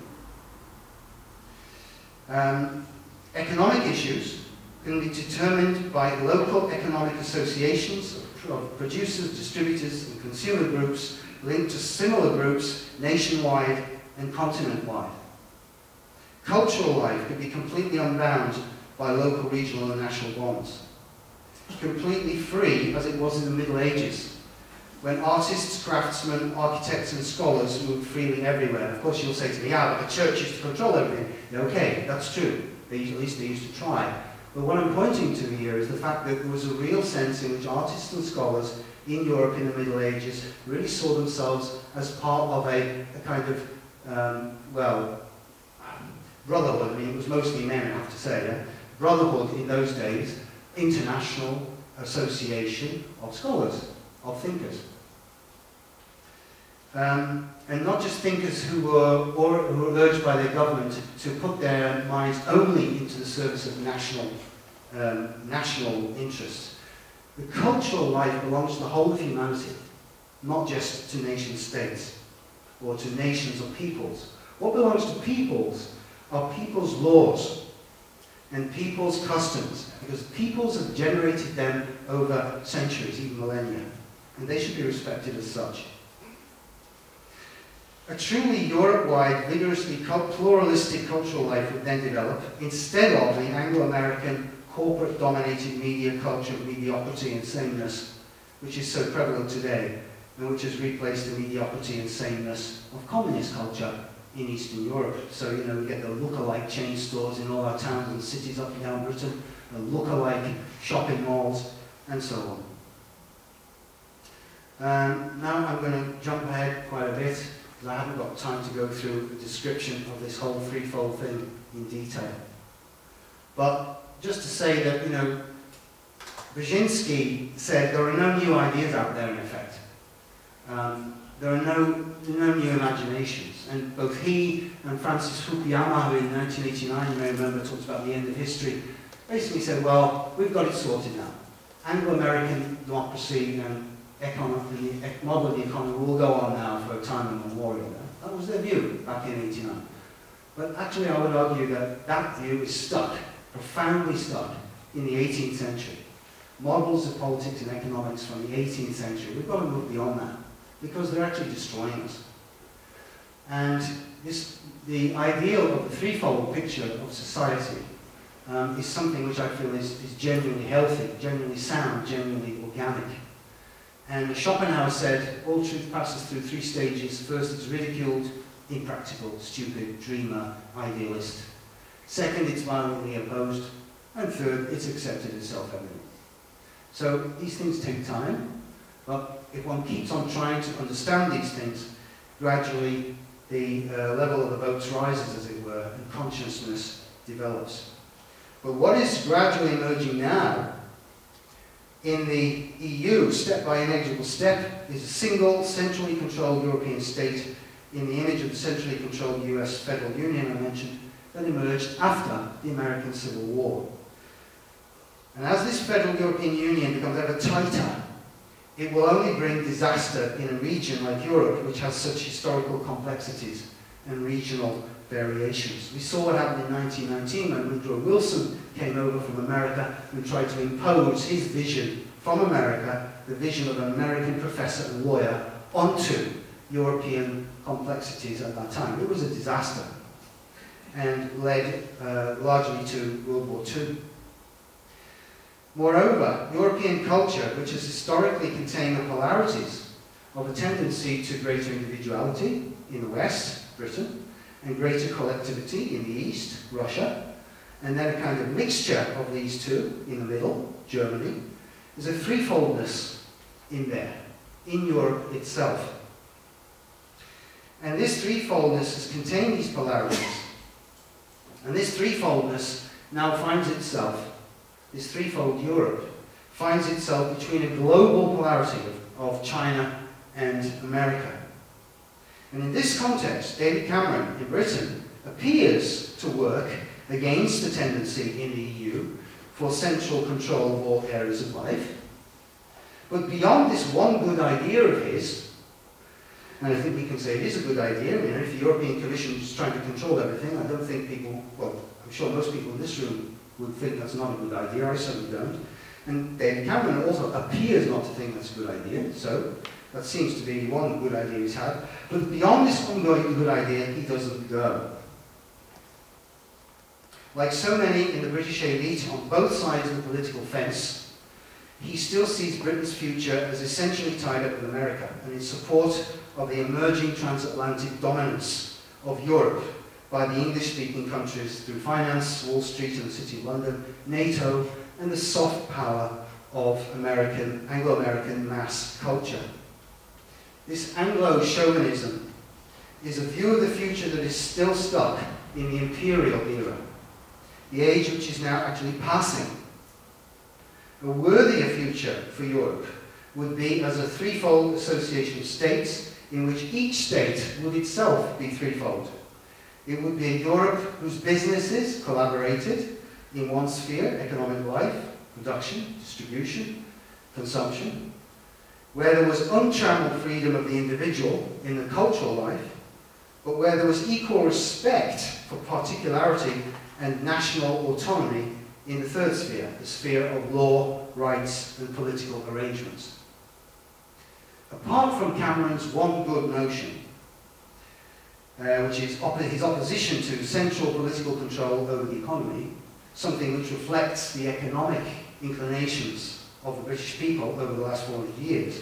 Apart from this, Cameron thinks no other fundamentally new ideas, but only urges the British people to pull together, as in 1940, because we are in the economic equivalent of war. And in this global race, you are either quick or you're dead. As if Britain were a single entity in which all of us must devote ourselves to a survival of the fittest, economic competition against the billions of people in India and China. The last Labour Prime Minister, Gordon Brown, used to say essentially the same thing. Life as an economic sports meet. Is this a worthy image of the future for individuals in Britain or Europe? I think not. It's basically the 19th century concept of competition, dog eat dog, carried on, envisaged for centuries on into the future. And it will kill us. It will destroy us. After the death of Richard III and under the new Tudor dynasty, Britain inwardly withdrew from the continent and looked out over the oceans to enrich itself materially. This led eventually to the emergence of the British Empire and Britain's contribution, for both good and for ill, to a truly global consciousness. That growing consciousness is now a fact, a developing fact. But the threefoldness of Asia, Europe, and America has yet to be realized in a sound manner. Each of these three regions in the coming phase of the new epoch will need to relate to each other in a threefold way if they are to relate to the other two in a healthy and constructive fashion.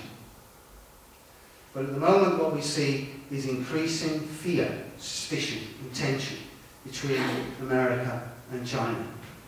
And we see America trying to pull Europe towards itself in order to unite the West against China.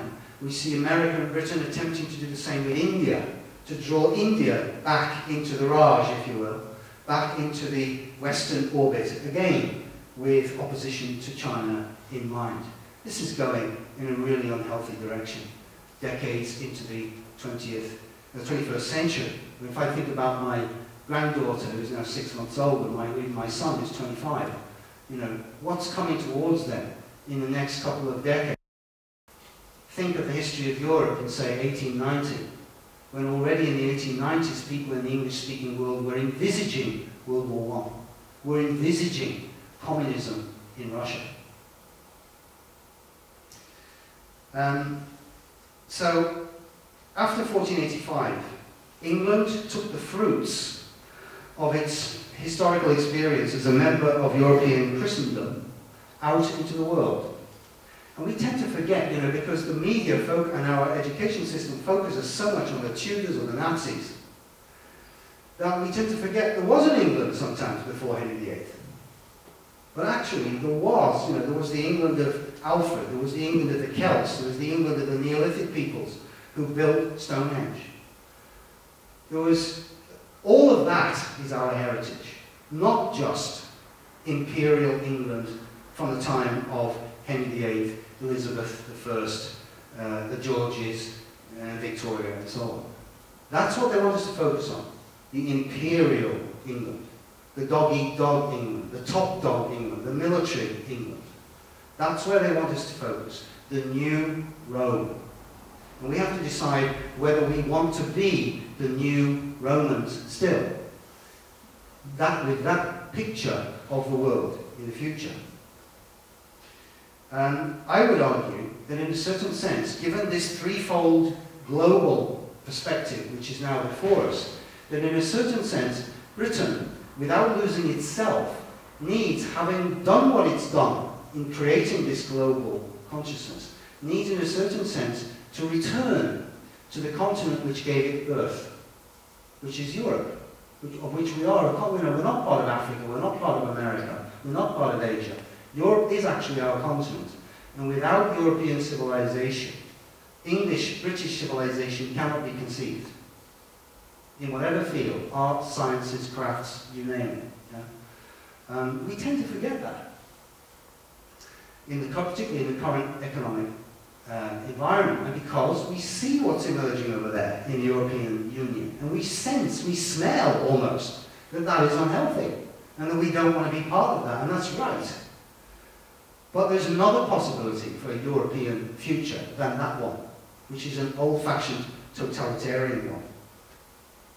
And so I would say that England needs to return to its mother, the continent of Europe, which gave it birth, so to speak. And it needs to bring the fruits of its experience in the world into the process of developing not a centralized superstate on the old model of the last 300 years, which is what the EU is becoming, but rather to help to birth a new kind of social organism, a healthy, three-folded European association of peoples, the Commonwealth of Europe, so that this Commonwealth can play its unique part in our threefold world. So, the three choices before us then are, I would say, this one, the wrong future, Europe as monolith, Europe as tyrannical dictatorship. It might not seem like that too much at the moment, but step by inexorable step, that's where it's going.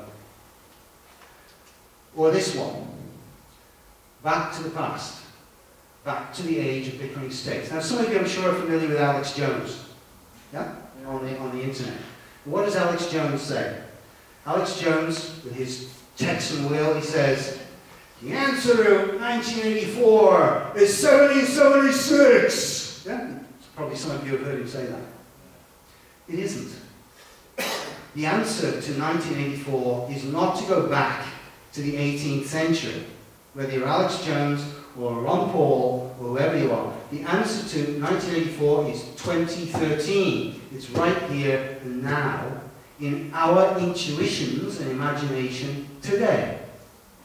Not to go back to American legalism and constitutionalism from the 18th century, but rather, what can we imagine as a human future for us and our children on into the 21st century? So there's the second one, going back to what things as they were before. So actually no change. This is never possible. And whenever people try to do that, it never works out right in history. The real future, I would say, is the threefold Commonwealth of Europe, an association, a loose association of European states, which are relating to each other in a new form of economics, which is not based on selfishness, but based on what is really at the basis of economic life, which is cooperation. So cooperative economic associations, but with legal and political systems which are separate and which respect the traditions and developments of each state. So there will be no question of any centralized authority trying to dictate to individual members of this association, this European association, how they should organize their political life at local, regional, or national level. And then in the cultural, spiritual area, that should be open to Europe. Sorry, to the whole of Europe, yeah? For the whole of Europe. So on the question, for example, of something like immigration, that's a political, legal question. And it's up to each country to decide for itself what levels of immigration it can sustain. And if that country feels that its immigration levels, it cannot sustain high immigration levels, then it should not be forced to do so. But at the moment, the members of the European Union are being forced to do that because of economic imperatives.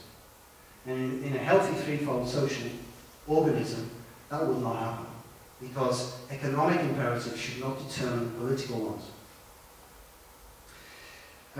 So I think I've come to an end, and I'd like to thank you very much for your patience, and I'm open to any questions if we've got time for questions. We've got time for questions, Rob? Yeah. Yeah? Thank you. Sorry, Harris. Yeah. You just indulge me. Sure.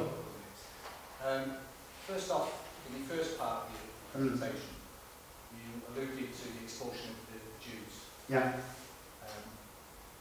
Without actually going into any great depth of why that work was ever beneficial or not beneficial. If you look into history, you'll see that the power elites, you mentioned Vikings taking over. Yeah. That was the tribe of Dan, which can be traced back to Sumeria, Babylon, and usurped Judaism in the 14th century. What I'm trying to get at is, how would these people expel their own? Okay, well, I have to say, Alex, straight out, I don't accept that view. What you're describing is the British Israel thesis. The British Israel thesis is the view that the Anglo-Saxon Celtic peoples are the real Jews. They are the descendants of the 10 lost tribes who disappeared 12. in... Sorry? 12. No, 10. Oh, you 10 lost tribes, and then you've got the other 2 that remained in the Holy Land. Yeah? The tribe of Benjamin, the tribe of Manasseh. But the other 10 disappeared out of the Old Testament. And then, according to the British Israel thesis, which emerges in the early 19th century, it kind of wanders over somehow into Europe and merges with the Anglo-Saxon Celts. Now, what is that? What's working there? What's working is something which comes out of the Puritan tendencies within the English-speaking peoples going back to the Puritan Reformation. When the Puritans, a couple of things come together at that point. When the Puritans began to see themselves as the Israelites who had been kicked out of Egypt. Right? So they began to see themselves as the chosen people of God. And then when they were then they chose to go to America, they saw Europe as Egypt. So first the Catholic world was Egypt, and the Protestants were the Israelites. And then the state Anglican Church, James I, that was Egypt, and the Puritans went to America, and now we're the chosen people of God. Later on, you find even certain black groups in America begin to see the whites are Egypt, and we've got to come out of them. So it's a kind of a trope, this idea. But it emerges in Britain, particularly powerfully in the early 19th century, because precisely at that time, the British, having just defeated Napoleon, felt we're on top of the world now. The world is at our feet. How has this happened? We must be receiving God's providence. So that means we must be God's chosen people. Yeah, this is where I'm differing slightly, because we talk about we. How do we differentiate between the people and this power elite who don't see themselves as us? We're just cattle with fodder. We didn't have an empire. When we had the empire, my ancestors were in pits. I'm sorry. Pits without shoes going up. You're absolutely right, Alex. I did make that point, perhaps I should make it stronger. Yeah? When I said, England started the 100 Years' War. Yeah? That was the kings of England who spoke French, the Norman Viking kings of England, who led the populace, who forced the populace to follow them to attack the French. Yeah? So I'm with you on that. So all of this is done by our traditional, I mentioned the Cecils, they're just an example. Middle management, wow. Sorry? They're middle management. Who? Cecil Rhodes, Stead. Cecil Rhodes, I'm talking about the Cecils. Yeah. Not Cecil Rhodes, the Cecil family. For example, the current head of the Cecil family is the 7th Marquess of Salisbury. Okay? He just happens to be the guy who led the campaign to maintain the 92 hereditary peers in 1999 when Tony Blair attempted to get rid of them. Yeah? Viscount Cranborne. You look into him, he's got major oil interests in Burma. These are people who think globally, who are operative globally in economics, and who've been running this country for centuries, you see.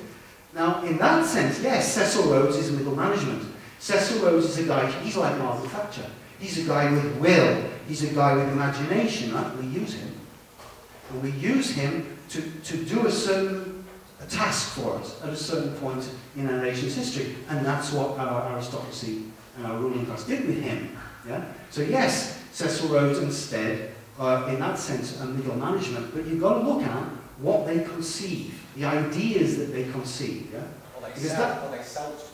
What? Exactly. Because that's what they present to the populace. And so one has to take on those ideas and show them to be false. My point is, I suppose, is that what we're seeing is stepping stones to serfdom. Yes. Yeah. So it's fairly fluid, isn't it? You know, he had Stead, I made a point of what you were saying, Stead was advocating a New World Order based on race with the English-speaking whites top of the heap. Yes. The plans changed, obviously. Yes. Because the New World Order now promotes immigration and multiculturalism Yeah. to create a monoculture, Yeah.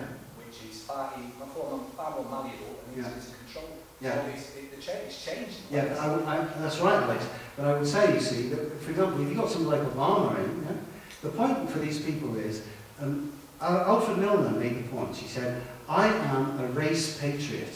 This is Alfred Lord Milner, who set up followed on from Rhodes. Yeah? I am a race patriot, he said. But what he meant by that was, it is not, he said, the land and the soil of the country that motivates me. What motivated him was the ideas and the values of what he felt with the English-speaking people. So it doesn't matter whether you've got a yellow-skinned person, a brown-skinned person, whatever. What counts is the quality of ideas in the heads of those people. That's what they're interested in. And that's ultimately a spiritual issue, you see.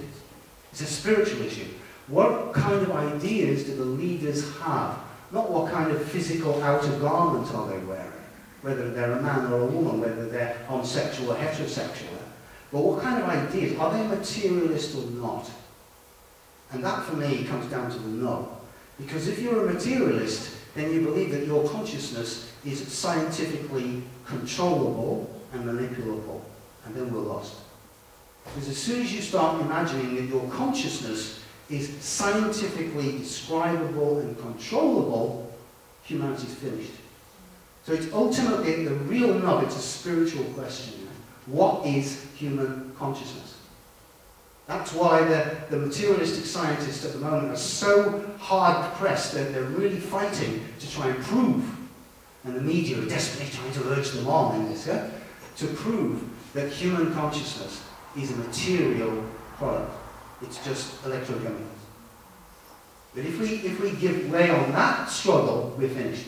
That's the last frontier. Not even any of what in a certain sense, what I've been saying is not the last frontier at all. Yeah, the New World Order isn't even the last frontier.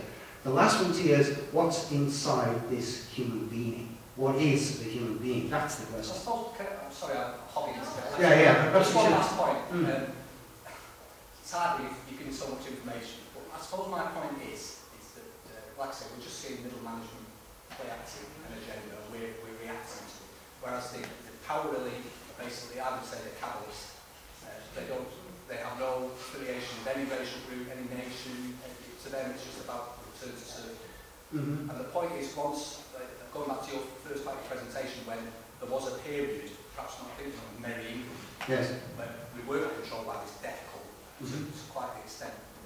And it was a Merry England because apparently I was saying to one of the chaps earlier on, working people in the field said up to 48 days off a year. Yeah. That's why it's called Merry England. That's true. Of course, the other side of that is the Catholic Church. And you say something we don't like, we burn you.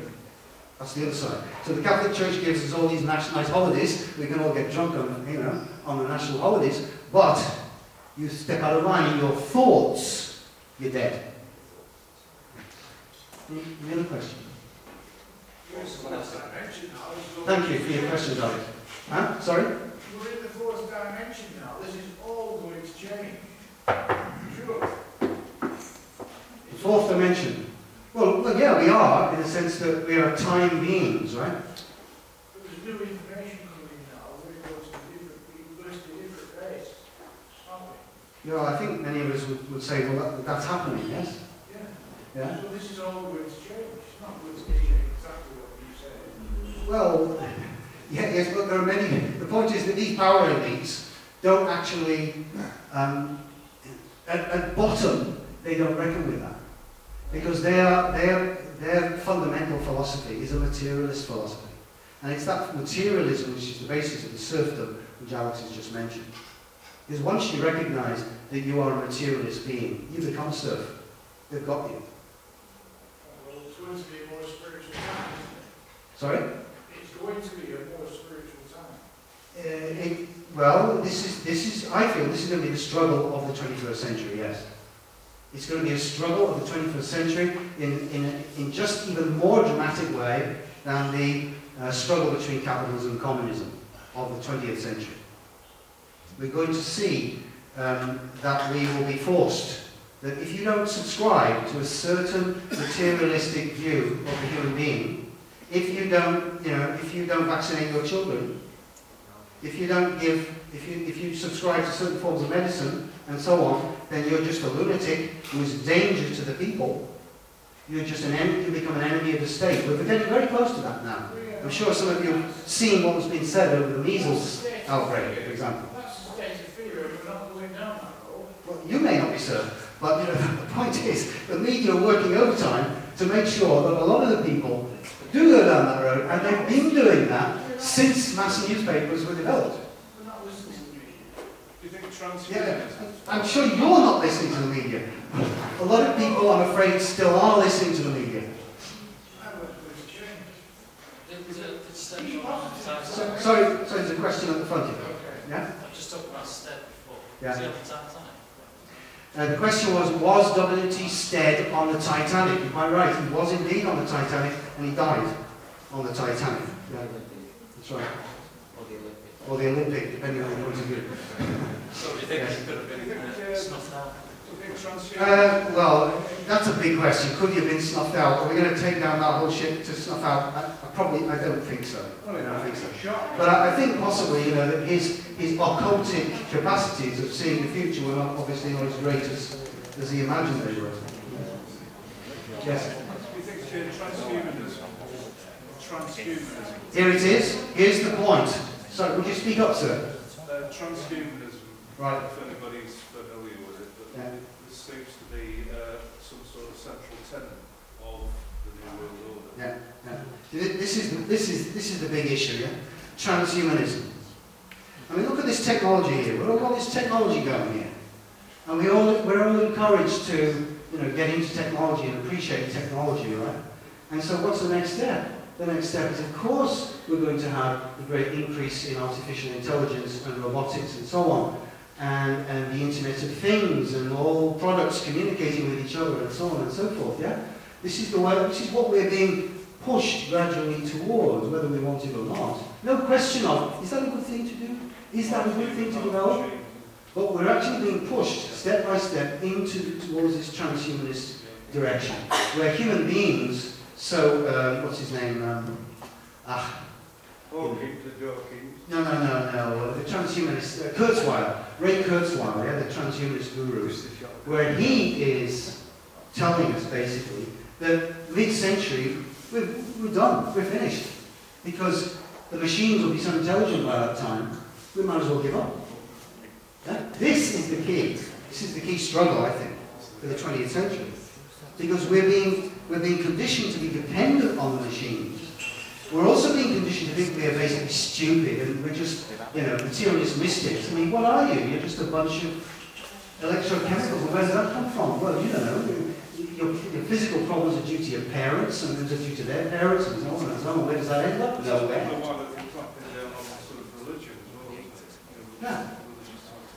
Yeah. So it's a philosophy which, if you really start to look into it, then you realise it doesn't actually stand on any legs. But I think this is the key struggle. The struggle is going to be for consciousness. What is a human being? That's going to be a key struggle.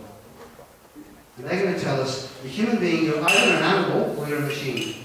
And either way we're going to get you. We're going to control you, because animals and machines can be controlled completely. Yes? Do you see spiritualism as some form of religion getting the spirit right? And in reality it teaches about the evolution that we're just chemicals. Yes. That's the battle. Yes. Anyway, I agree with a great deal of what you said even now. And I haven't been asleep, so you know. It's okay. I don't agree with anything yourself, but when you come here, you can't because it's out. Sure. Yeah, you sat right to stay.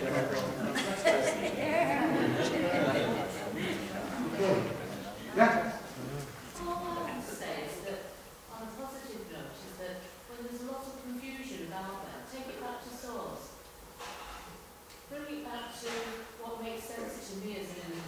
And what makes sense to me, if it's heartfelt, because the power is in myself, in my heart. Yeah. My heart is the power source. Everything else follows that. So it's not so much the thoughts, the heart controls my thoughts. Now out there is the illusion, as I see it, that dictates the opposite. And it goes back to source, that I have the power, I rule, and my heart is the power source. So I create this. And the illusion is the opposite. That's all I have to do, take it back to basics, i.e. the power within. That's basically what I get from it, because we're all surrounded by fear. Oh, you know, everybody's attacking us and all this nonsense. Whenever you're confused, stay still, realise, if it's only the power one, it's me. Doesn't matter what everybody else is doing. The box stops here, what I do, and, you know, take it from there. That's what I get from it. Yeah, I mean, I can go with a lot of what you're saying there. I feel a little bit iffy over this emphasis on the box stops with me, all this me. We've had hundreds of years of that me thing. No, because it's the case like you're something to say that we're reacting to what's the stillness out there. Yeah. Bring it back to source. Yes, and what yes. I can do, what I want, That's what right. I want to will. Yeah, okay. And listening, right? Listening into yourself and being quiet. And isn't that getting harder and harder? Isn't that getting harder and harder to find that quietness where you can contemplate, where you can think even, where you can just be still and listen to yourself? Isn't that getting harder and harder? Not you know, objectively with all of the, I mean, you know, 200 years ago the air wasn't full of all these radio waves and everything. Now it's full of... We have the golden rule that when we come onto this earth, my understanding is that we give them free will. It's our choice. But you see, that's the struggle. That's exactly the struggle. It's not very easy. It's free choices. But we have to realise, that the representatives of our natural science and universities and research institutes are telling us, you've got no free will, because that's an illusion. The whole thing of free will, that's just an 18th, 19th century illusion. That's what they say. And that's what they repeat on the media. It's a tough one because they know there's resistance in the culture to that idea, but they're continually pushing it day by day, week by week, drop by drop. You have no free will. It doesn't resonate. If it's a lie, and that will resonate with yourself. If somebody's telling you a lie, it doesn't make sense, it doesn't resonate with you, go with what you feel. I'm completely with you, but you must surely recognise, I'm sure many people in this room will recognise, why is it that many people who've had, for example, spiritual experiences or experiences of other realities or whatever, why is it that they haven't spoken out against about them? Because often they're afraid of ridicule. Yeah? It's maybe less now than it was, say, 20, 30 years ago, but for a long time, people have been afraid to share these kind of experiences in public. And why? Because they know that our society is as controlled today by our cardinals of natural science as it was in the Catholic medieval time. They control the thought atmosphere, and we're in a kind of an occult prison of thoughts. And if you try and get out of that occult prison by saying, well, actually, the other day or the other night, I had this incredible experience, and ridicule, fear, scorn, idiot, dreamer. Yeah? And they don't. And that's a thought world, you see. And we have to realise that. We've got to take that on and challenge it. So where does that come from? And show that it's actually a chimera, there's nothing to it. And see what understand our story. I mean, this is the purpose of history for me. To understand why we are like we are. It's our building blocks. Yeah. For me to speak out like this is Yeah. we feel that what you do, it's own your space, own your life, own your truth, because it doesn't matter what other people think, it's what you think and what you want to live with and be remembered for. I'm completely with you. Personally, I wouldn't use the word own. I'm tired of talking about ownership and possession. I would like to put that word aside and find another word to say exactly what you're saying. But yeah, I think I agree with you very much. Yeah. I can see that that this manipulation going on, and it really truly is a battle consciousness. And I think that this town now is like a choice point in that where to go. But how much is that? You've spoken about America being the rigid and China being the fluid, the yin, the yang and all that. How much do the natural cycles of time actually play in this and how much can be sort of manipulated? Because things go round cyclically, don't they? I mean, the light comes before the dark, days roll by night, it cycles in everything. So how much, to what extent can we be manipulated to go down the wrong route without light naturally coming around again? When I feel light, they're more spiritual. As I understand the question, the lady's question, it's within this sort of east-west yin-yang, as you put it, right? Yeah. Within this sort of natural cycle of the whole materialism, spiritualist. yeah.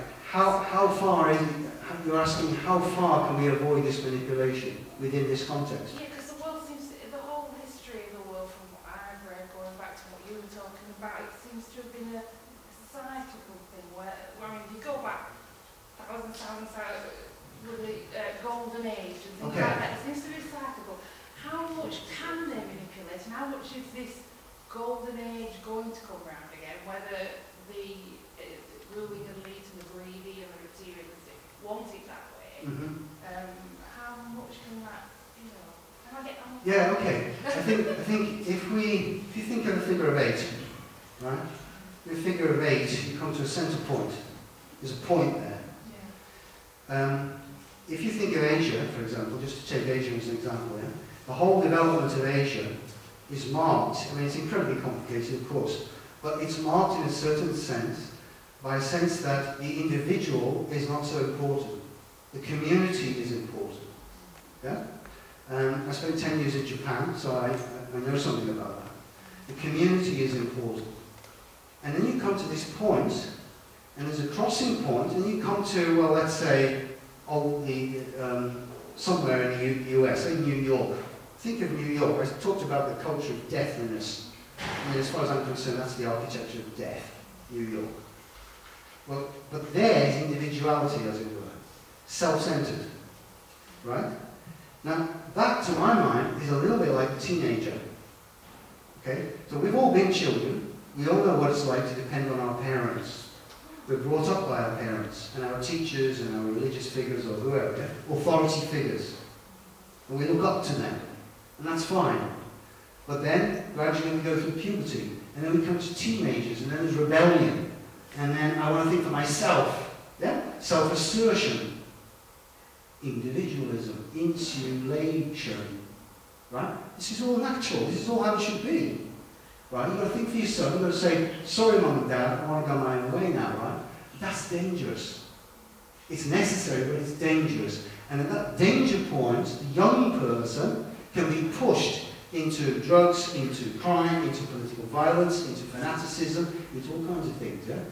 And lose his or her balance. And that danger point of where we're at a point of individuals, and think of the Indian middle classes right now, Bombay. All those young things, you know, computer scientists grooving in the discotheques of India, yeah? They're leaving behind the caste system, the Buddhism, the Hinduism, all of this, yeah? They just want to hang out, they want to rock and roll like the Western people do. Well, what does that mean? It means they're going to enter into that self point, that alienation point. They're going to go through that, right? And we're all at that at a certain point, right? That's the danger point. And I'm saying, historically, we also have the possibility, which that lady was intimating, which we move beyond that, yeah? First of all, by looking inside ourselves. But if you're always focused on your iPod or your iPad, you're not going to look inside yourself. We don't have that tradition even in the West of looking inside ourselves. Meditation, contemplation. It's only for specialists, Catholic monks and nuns, yeah? We're slowly starting to rediscover that now. But you've got to look inside. Who am I? What's inside here? Where have I come from? My thought life. Observe your thought life. Yeah? We're only just starting to do that now. So I guess what I'm saying is, we've completed one curve of the 8, so to speak. We're at the point of the 8. And now can we move into this different kind of relationship, which is a kind of a community, but it's not the old collectivity of the tribe when you're motivated by blood. You know, the old Germanic tribes were motivated by blood, the Celtic peoples. Blood, collectivity, yeah! You know. We've got to move beyond that. And we are moving beyond that. So, sorry? Apparently, to them, blood is everything. Yeah, of course, of course, of course. But associated with that blood are these materialistic ideas. That's why fascism, Nazism is a very interesting thing. Because on the one hand, it was associated, they talked about spirit, but actually, their ideas were completely materialistic.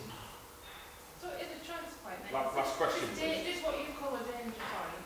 Yeah. To me, it's also It's a freedom point point. of the greatest potential for Yeah, evolution. of course, it's a freedom point. Yeah, choice point. Yeah, 23, it's 23. Are we going to be this, or are we going to be this? Yeah.